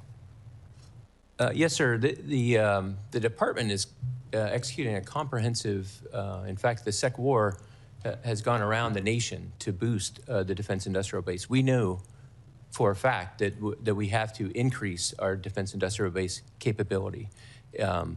Its impact based on the munitions expended during Epic Fury will be an impact, but we need to boost it. The efforts are underway to boost it, and well, I'm interested in helping accomplish that goal. Director Ratcliffe, perhaps along the same line, I assume let me first of all compliment you on your public service. I appreciate you. And that's not my usual town hall meeting when I get a compliment from somebody who then follows it with a but. I am interested in being of help, and in regard to your conversations in preparation for Epic Fury, I'd be interested in knowing if the consequences to our abilities to defend the United States against Russia or China or other adversaries was taken into account. How is that diminished or increased by Operation Epic Fury? And particularly in this instance about what it means, was the conversation had about what it means to our ability to help Ukraine defend itself? U.S. support for Ukraine includes military and other assistance, but also we've undertaken economic sanctions against Russia for their invasion of Ukraine. And Epic Fury has caused a significant increase in oil prices, and the administration has waived sanctions against Russian oil companies, which are reported to say that Russia is receiving $150 million per day, additional dollars as a result of the waiver. What can you tell me about our plans or your understanding of what's transpiring as a result of Operation Epic Fury in regard to those oil revenues that are now being generated in favor of Russia and the lifting of the sanctions, at least for a temporary period of time? Senator, thanks for the compliment, I think. I'll start with a couple things. What I would tell you is the same military and intelligence professionals who delivered not just for the administration, but for the American people, a flawless intelligence picture and flawless military operations in Operation Midnight Hammer and Operation Absolute Resolve are the same folks involved with Operation Epic Fury. And so I hope that provides you some measure of comfort with regard to how detailed, how thoughtful the approach was to the current operation. And that's why I think that to mischaracterize it as it is being done in the media is a disservice to the folks involved in what is a very specific campaign that is different than the two that I mentioned before. It's why the president came out and said, this isn't over in a matter of hours, this is a 4 to 6 week campaign, and that it would come at some cost, because the goal of the president and the administration is to address a 47-year problem, the most destabilizing force in the Middle East for the last 47 years, one that has frankly been watered, fed, and nurtured by policies of prior administrations that has allowed them to become the threat that they have. So I say all of that sort of in context to understanding that we have to address that, but at the same time, to your point on what's going on with regard to Russia and Ukraine, and you mentioned the oil issue. Sometimes policymakers have to take steps that, while they may benefit adversaries like Russia or China, do so because they also think it will benefit U.S. citizens, in this case with respect to keeping the economy on track and keeping oil prices low. So what I can tell you is the intelligence is thoughtfully considered, and I think that policymakers have taken that and I'm confident that we can walk and chew gum at the same time, pursue objectives in the Middle East, and provide support with regard to the conflict in Russia and the Russian aggression in Ukraine. Senator Bennett. Thank you, Mr. Chairman. I appreciate that. Mr. Director Ratcliffe, you just described the specific campaign that the president is engaged in, the country's engaged in with respect to Iran. I think the campaign has been one, in my view, without a specific rationale for the American people. 19 days into President Trump's unauthorized war with Iran, and by which I mean there has been no congressional approval, at least 13 American service members are dead and many others are injured. Yet President Trump has offered no credible justification for an imminent threat, no clear goals, no strategy or timeline. His message keeps changing, I think, in really damaging ways. President Trump said Iran's nuclear facilities had been, quote, totally obliterated in June 2025. But when he launched this latest war, he said we need to eliminate the imminent nuclear threat of those totally obliterated nuclear facilities. President Trump has threatened to seize Iranian oil and demanded our allies reopen the Strait of Hormuz. He said that I'm demanding that these countries come in and protect their own territory because it's their territory. It's the place from which they get their energy. By the way, he wasn't just asking for our allies to protect or to bail them out in the Straits of Hormuz. He was asking China to bail them out in the Straits of Hormuz. And then he said, maybe we shouldn't even be here at all because we don't need it. We have a lot of oil. And he said, we do not need the help of anyone. President Trump has declared we've won the war. We won it in the first hour.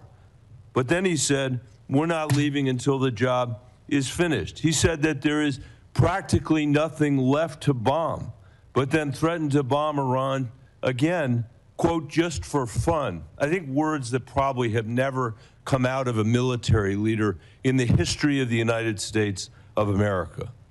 It shouldn't come out of the mouth of a civilian leader. President Trump said he will end the war when I feel it in my bones. And any time I want to end it, it will end. But, Director, the war is not ending. It is escalating with thousands of U.S. Marines reportedly sailing toward Iran on an unclear mission, a mission that's become less clear over days, not more clear. Our airstrikes wiped out Iran's missiles and supreme leader. Nobody here, and certainly me, is shedding a tear for him. But the Iranian people now live under martial law. And by the way, no surprise to our intelligence agencies that that's the case. And the first of a puppet leader who's chosen by the IRGC. No surprise that to anybody on the Intelligence Committee.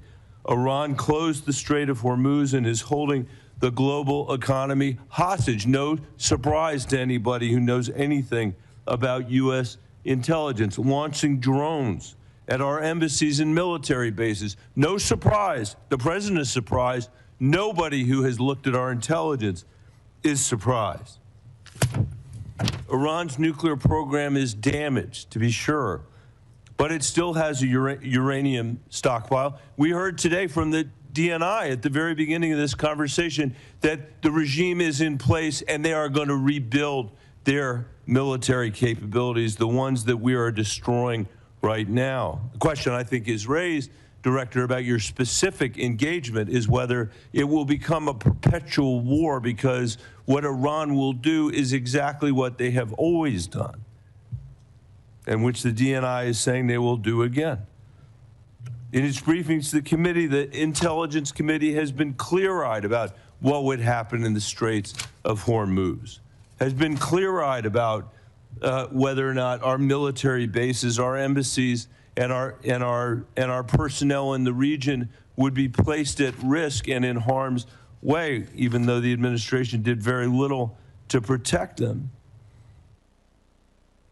I know, Director Ratcliffe, that you warned President Trump that if Israel assassinated the supreme leader, the IRGC would replace him with potentially a harder line puppet. In fact, I think what was clear is that the likelihood was that it would be a hardline puppet. Do you disagree with that characterization of the intelligence?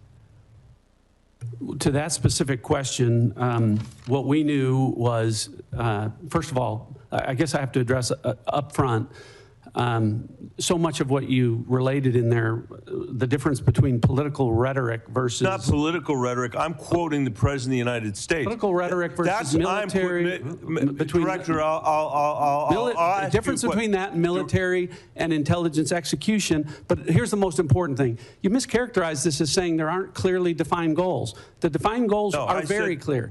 Degrade and destroy the missile inventory and drone inventory, delay and degrade the military industrial base and factories that produce that, degrade and destroy the IRGC Navy that could control the strait. These are all defined goals that were set out specifically. The premise of the question is that... My time back, Mr. Chairman, I can't get a word in edgewise. He won't answer the question, and then he's taking a minute of my time. You're both big boys. You can handle it yourself. Okay, well, Director, I agree that you are, and I appreciate what you're saying. And I'm not, my point is not what your characterization of the war is. My point is what the characterization, the Commander-in-Chief. I'm not asking you anymore, Mr. Director. I'm sorry, because I'm out of time because of how you use the time. The complete lack of clarity should matter to everybody. President Trump, most of all, he is the person that got elected on the criticism that we had fought 2 wars in the Middle East that had lasted for 20 years. And now we're hearing the testimony is to get their ballistic missiles, to not even get to the nuclear stuff, we're going to have to be in a perpetual war with Iran. And I don't think that's where the American people are on this. This is a serious threat. This is a serious threat to us and to Israel. The question is how to handle it. And President Trump said, we are not the policemen of the world. He ran on that. And now he's turned us into the world's policeman, into its jury, into its judge, into its executioner. And just because we have the most advanced military in the world, it doesn't mean that we should be in a perpetual war all around the world. Thank you, Mr. Chairman. Senator Rounds. Thank you, Mr. Chairman. I'd like to maybe follow up a little bit this same line of questioning, but I want to do it in a little bit different manner. I've had the opportunity, like all of the other members on this committee, to see the threats that we discuss regularly in the classified settings. I also, sitting on the Armed Services Committee, have the opportunity to see what our capabilities are and what we have to do in order to respond to those threats. Director Ratcliffe, let me just begin. I think it's been very clear from the beginning that even though there were supposedly diplomatic activities going on, behind the scenes it was very clear, and I just ask if you would disagree or agree with me on this, it was very clear that Iran, while they were talking, they had no intentions of following through diplomatically with eliminating any of their nuclear aspirations, correct?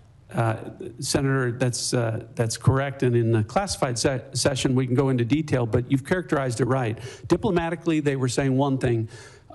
The intelligence was reflecting quite the contrary. Okay.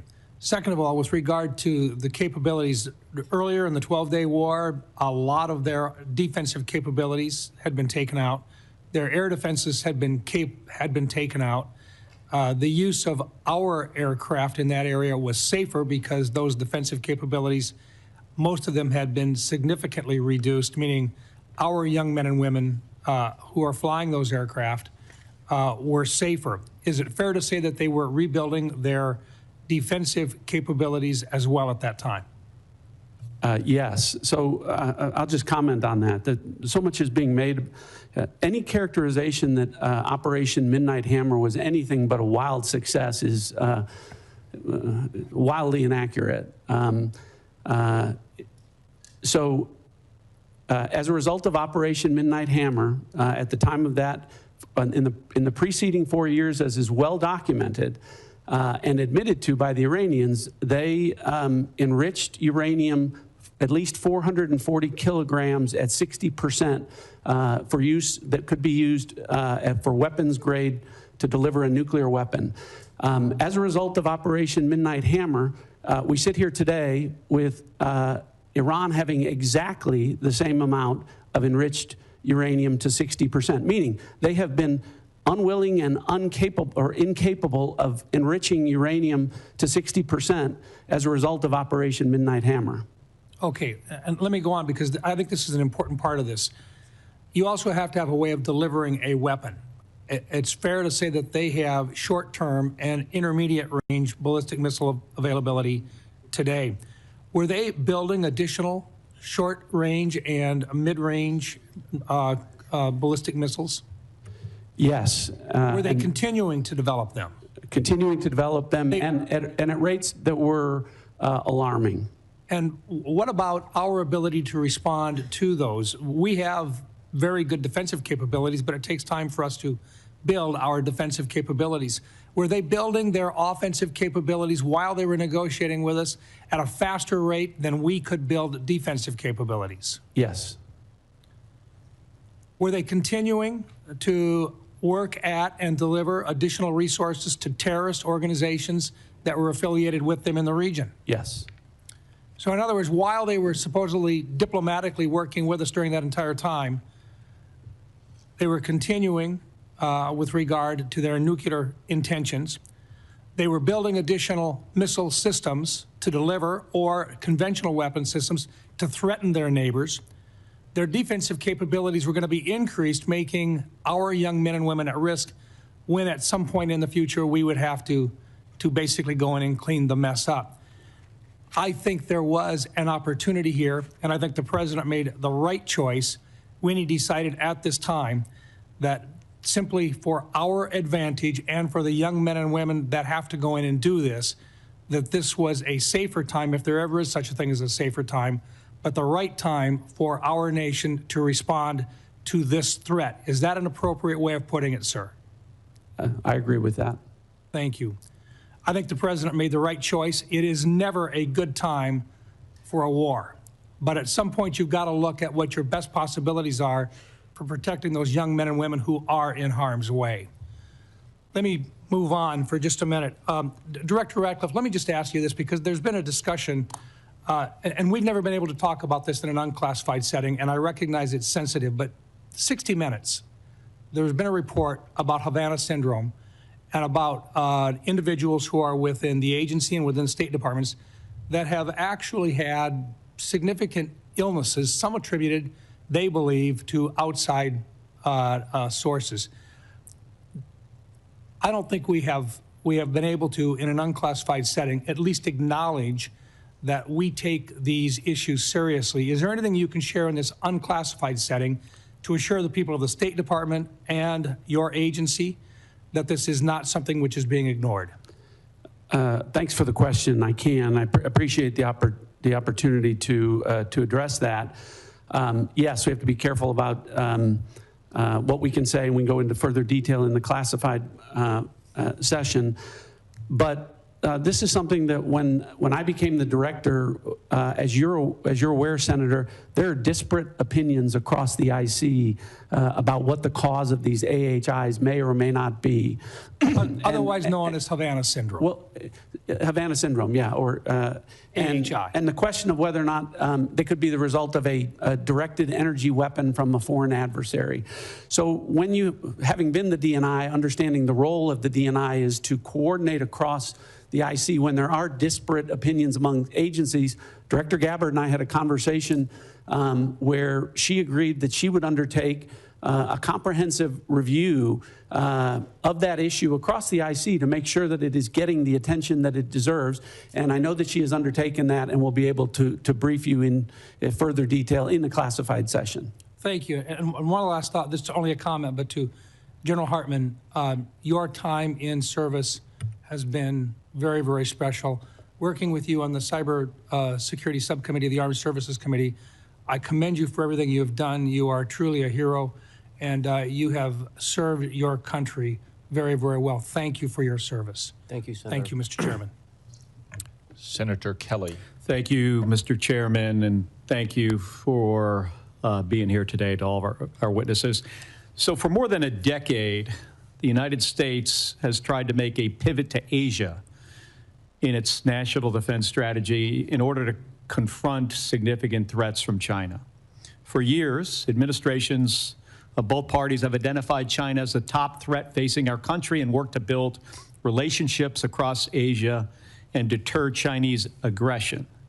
At the same time, we have bolstered our European allies and asked them to contribute more to their defense to deter Russia.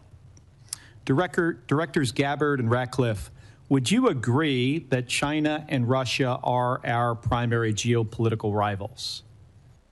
Director Gabbard. Yes, they are our primary strategic competitors. Thank you. Director Ratcliffe? I would agree with that, although I don't think they're equal in terms of the threats that they pose. Thank you. So that brings us to the war with Iran. So this has created one of the largest ever supply shocks to the global oil supply, which has sent gas prices skyrocketing for Americans. But not everybody is losing. Directors Gabbard and Ratcliffe, is it accurate that Russia has gained billions of dollars in additional oil revenue due to price spikes as a result of the war and loosened sanctions? Director Gabbard. That is what has been reported. I'd defer to the Director of Secretary of Treasury and Energy on that front for details. Director Ratcliffe. Yeah, I'm not an economist, not going to try and do those calculations. But as I talked about earlier, sometimes there are decisions made that will benefit adversaries at the same time policymakers think that it will benefit the American people. It's clear, I think we'd all agree that sanctions were loosened, and that means more money into the coffers of Vladimir Putin.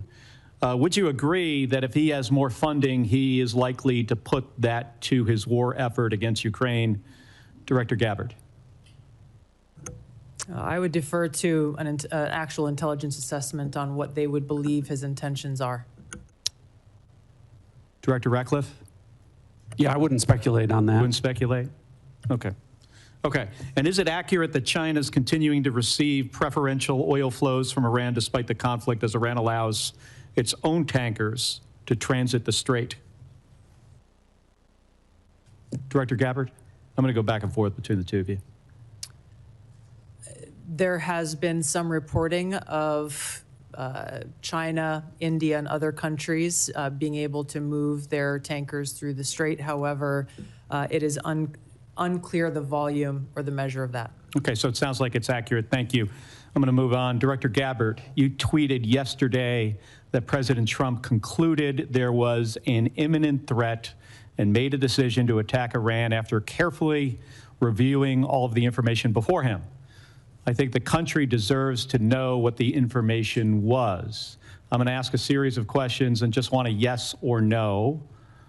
We don't need any explanation, just yes or no, starting with, were you asked, I'm not asking if you did brief this, were you asked to brief on whether Iran would close the Strait of Hormuz?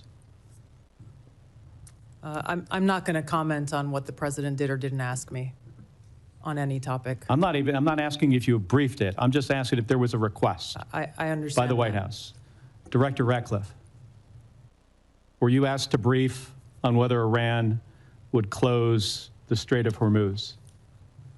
The briefings to the president and the White House typically don't come at the request of the White House. So typically when we get intelligence that we want the president to be aware of, the intelligence community brings that to the president. Did you produce the analysis for the Straits of Hormuz? There has been and continues to be analysis with respect to that. Were you asked to brief on how our adversaries and allies would respond to the war in Iran? I imagine I'll get the same answer. So it's just to point out here, it's challenging to forget about actually what was in the brief for a second. We're having a hard time finding out not only if you briefed the president on something, but even if the White House asked if they could be briefed on something or if analysis was produced.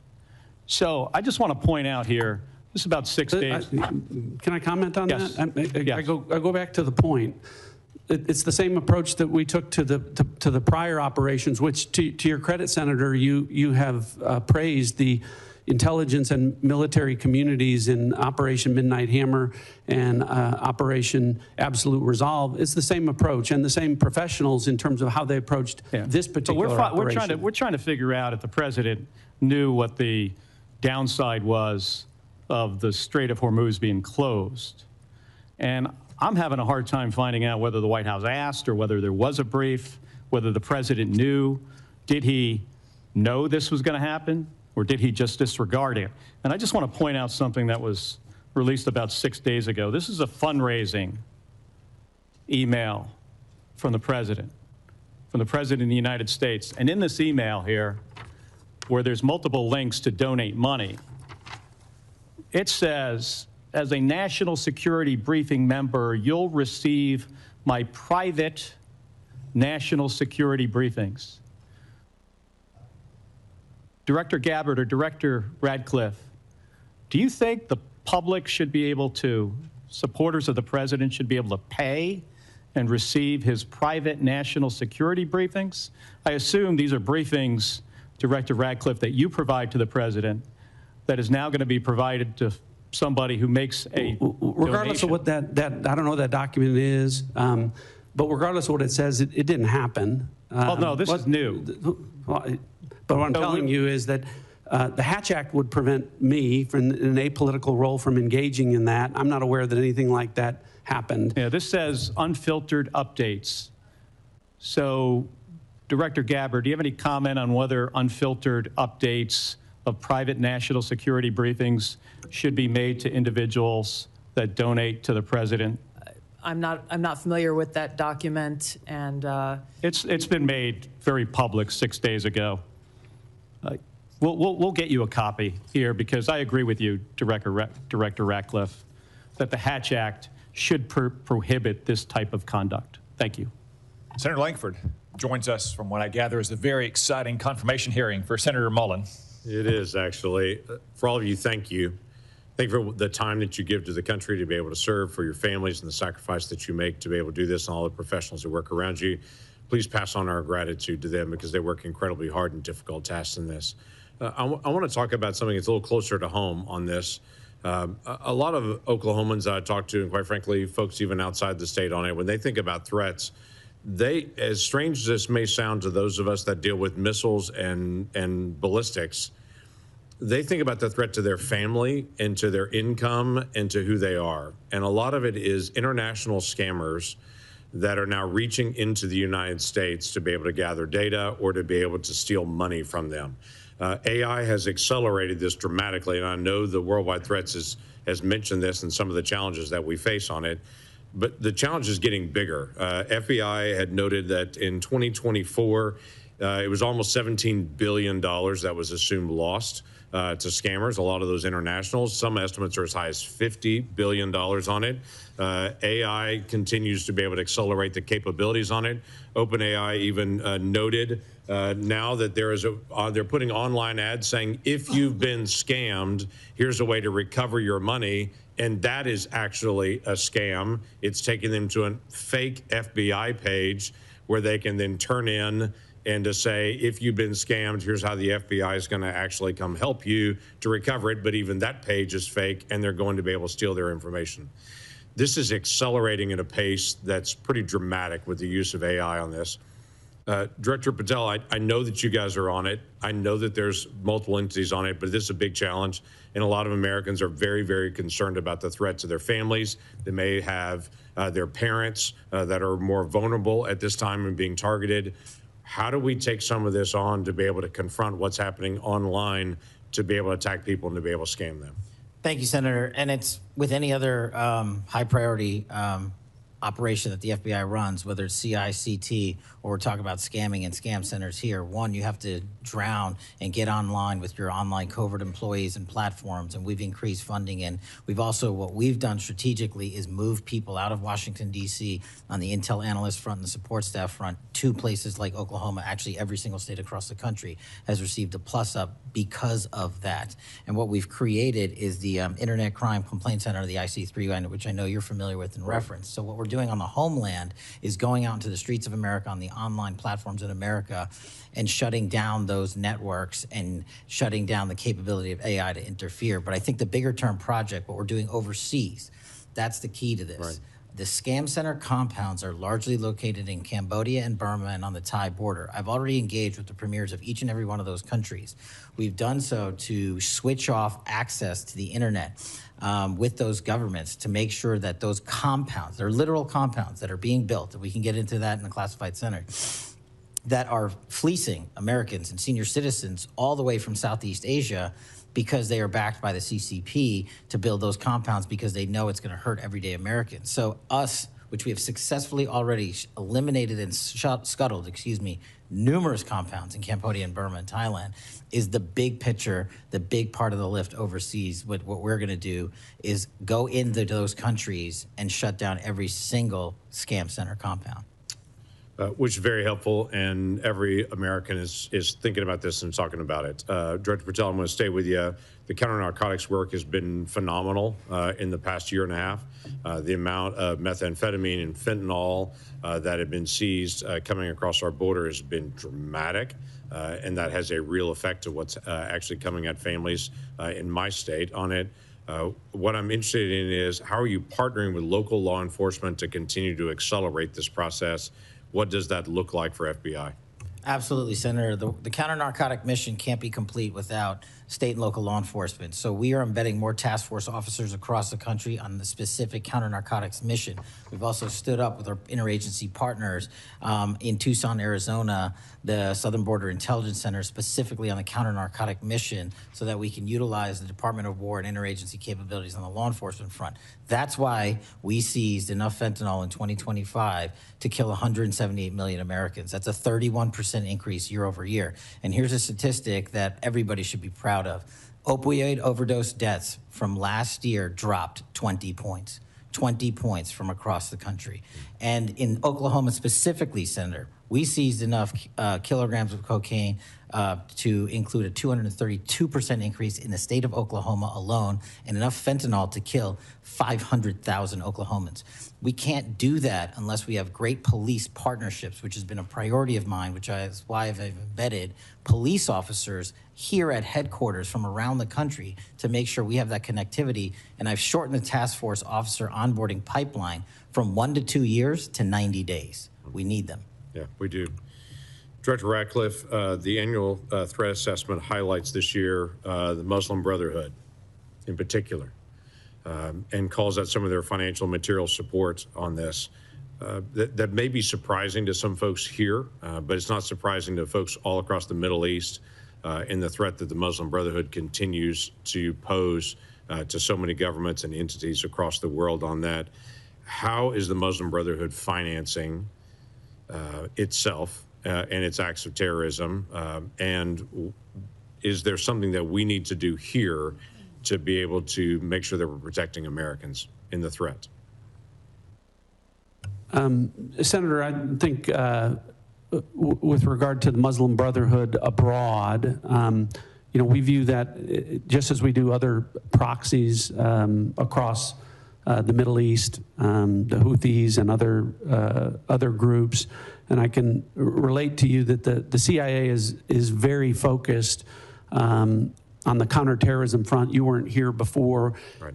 I said in the classified portion I would get into the CIA's success with regard to groups like the Muslim Brotherhood in a classified setting, where I can share with you the impact that we're having.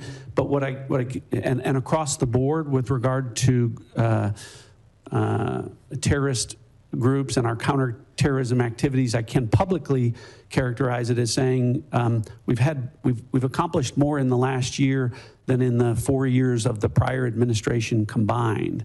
So hopefully it gives you some measure of comfort about how we're approaching things and the effectiveness that we've had in the last year in that regard. And I look forward to getting into detail in the classified portion. Look forward to that. Thank you. Senator Reid. Thank you very much, Mr. Chairman. Ladies and gentlemen, thank you. The Washington Post reported earlier this week, in their words, the U.S. intelligence assessments say Iran's regime likely to remain in place for now, weakened but more hardline, with the powerful Islamic Revolutionary Guard Corps security forces exerting greater control. Director Gabbard, do you stand by that reported intelligence community assessment? I don't stand by any leaked so-called intelligence to the media. I do stand by the intelligence community's assessment that was included in the annual threat assessment that speaks directly to this issue, that as of this moment, the regime maintains power within Iran, even though they are vastly degraded on almost every front. Do you think that the killing of the Ayatollah and his wife and other family members and key people contributed to the picking of a hardline successor? Senator, the intelligence community's assessment has pointed to a number of different scenarios that went into play with the selection of the successor. The details of that we can discuss in a closed hearing with regard to the intelligence reporting. Is the regime in Iran now trying to promote the deceased Ayatollah as a martyr who should be followed, and does that help them consolidate support? Senator, the Iranians are certainly using that as a call to action. The effects of that from an intelligence standpoint remain to be seen.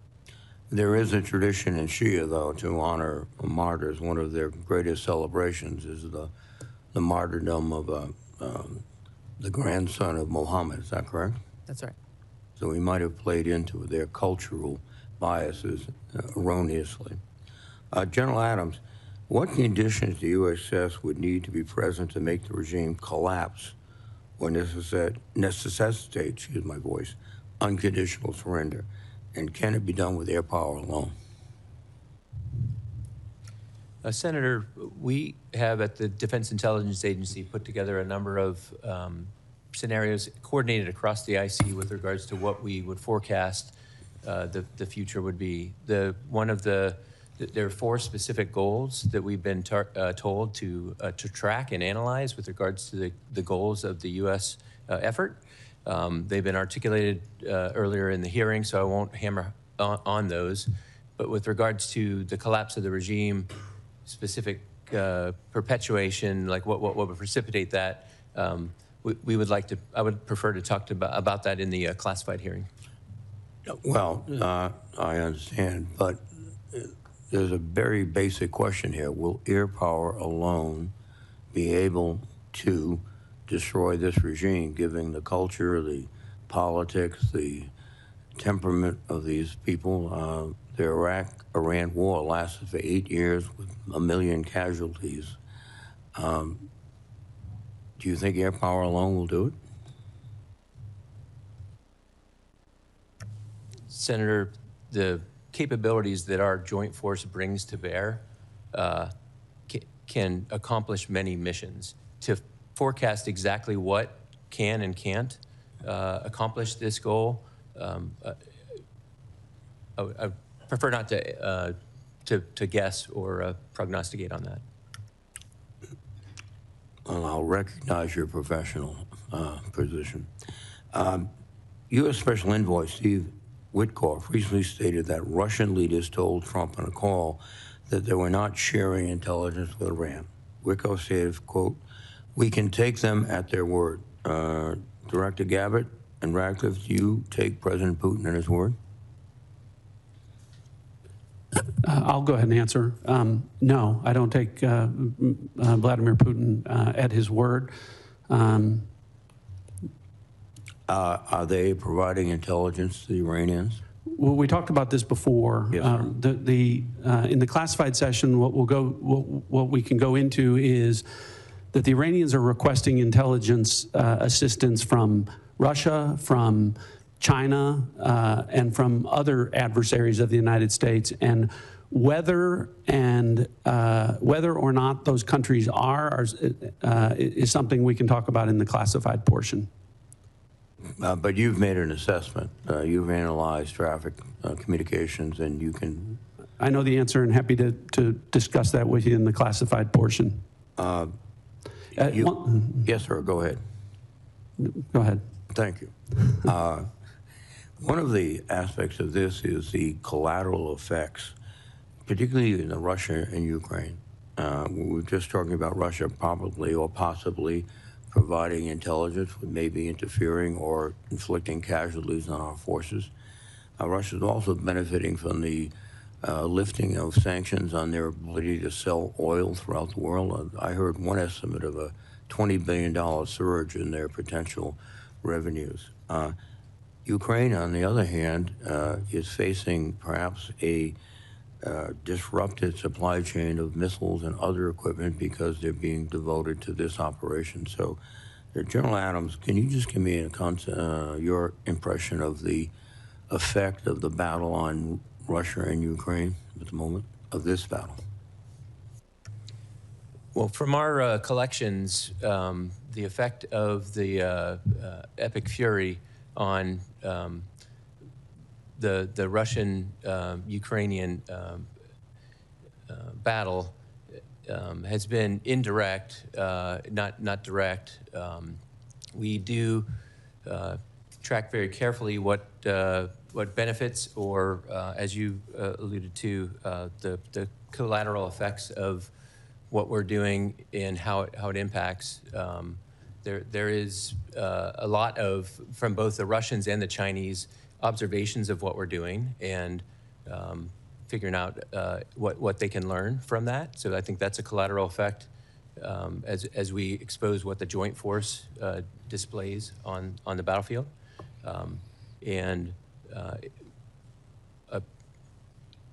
I think we can talk in a little more detail as we move to the classified session, some of the things that we're collecting specifically about what those effects are. Thank you very much, sir. Thank you, Mr. Senator Ossoff.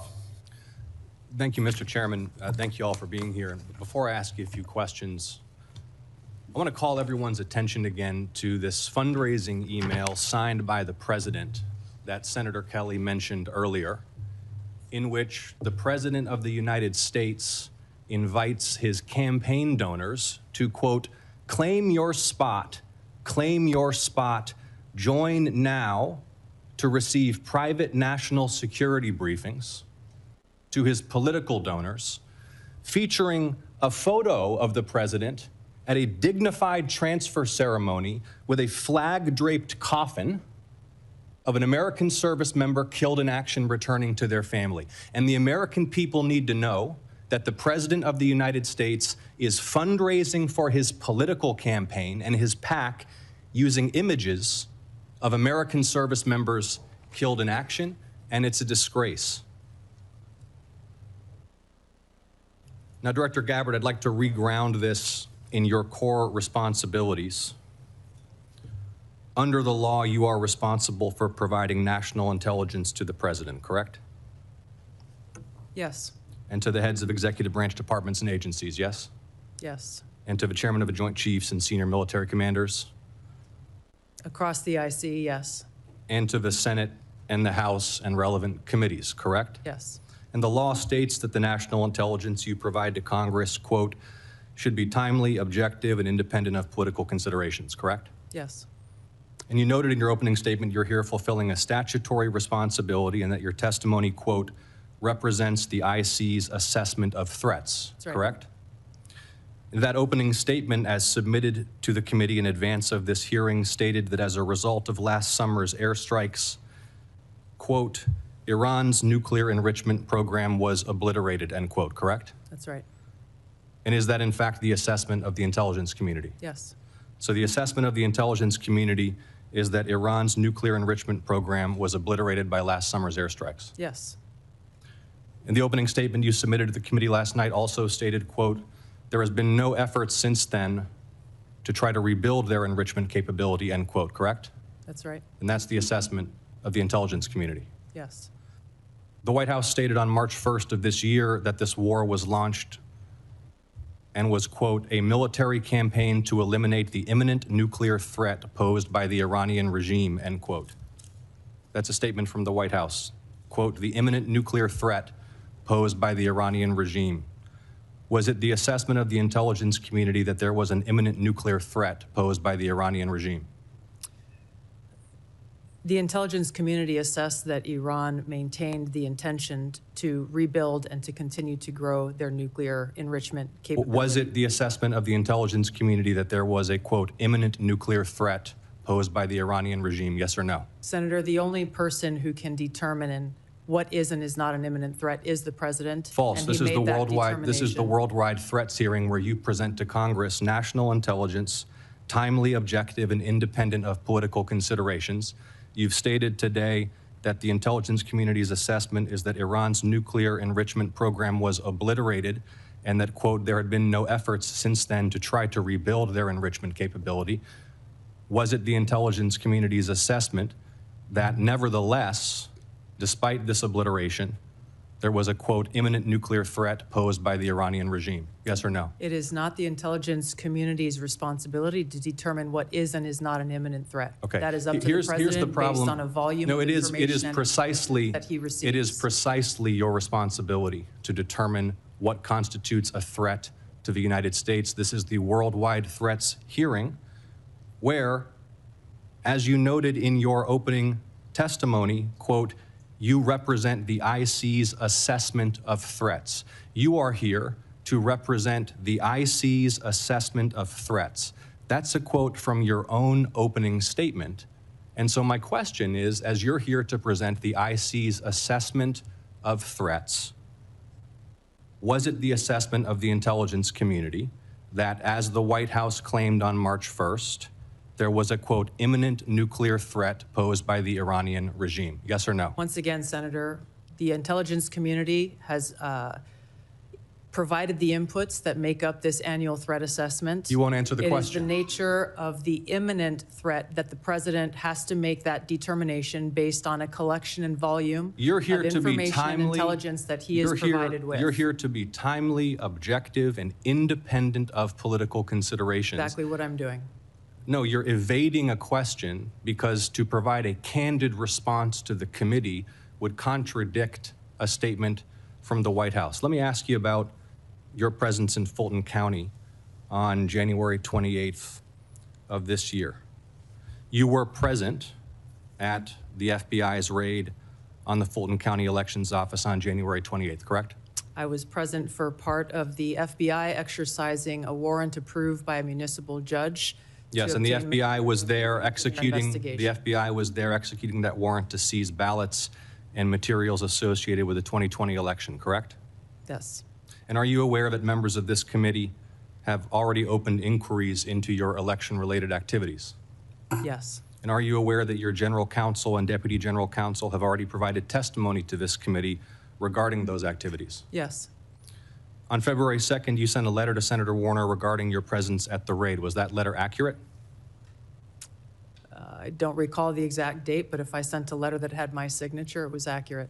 You stated in the letter that your presence at the raid was, quote, requested by the president, correct? Yes. When did the president request your presence at the raid? The day of the raid, the warrant execution commencing. The day of the raid. Yes. He called you on the phone?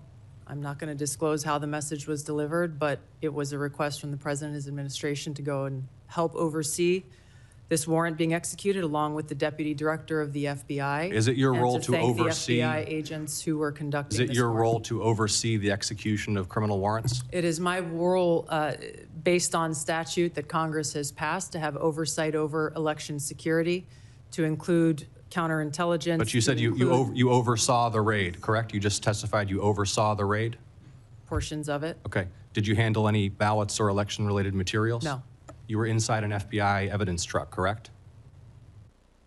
You were photographed inside an FBI evidence truck. It was an empty truck, yes.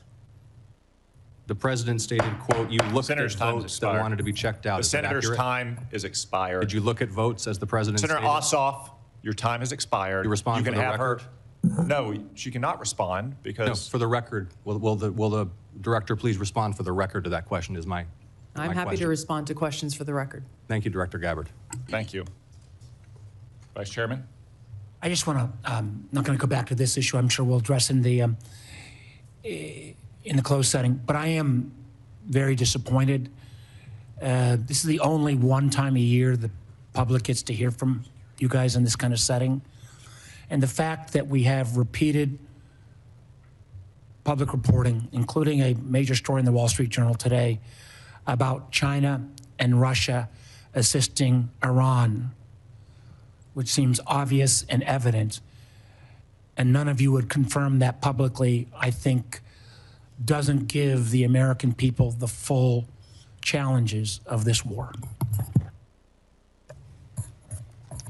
I would add what I said earlier, that the media is not a classification authority, but certainly sounds like something Russia and China would do, and that have done for decades in the past to Americans.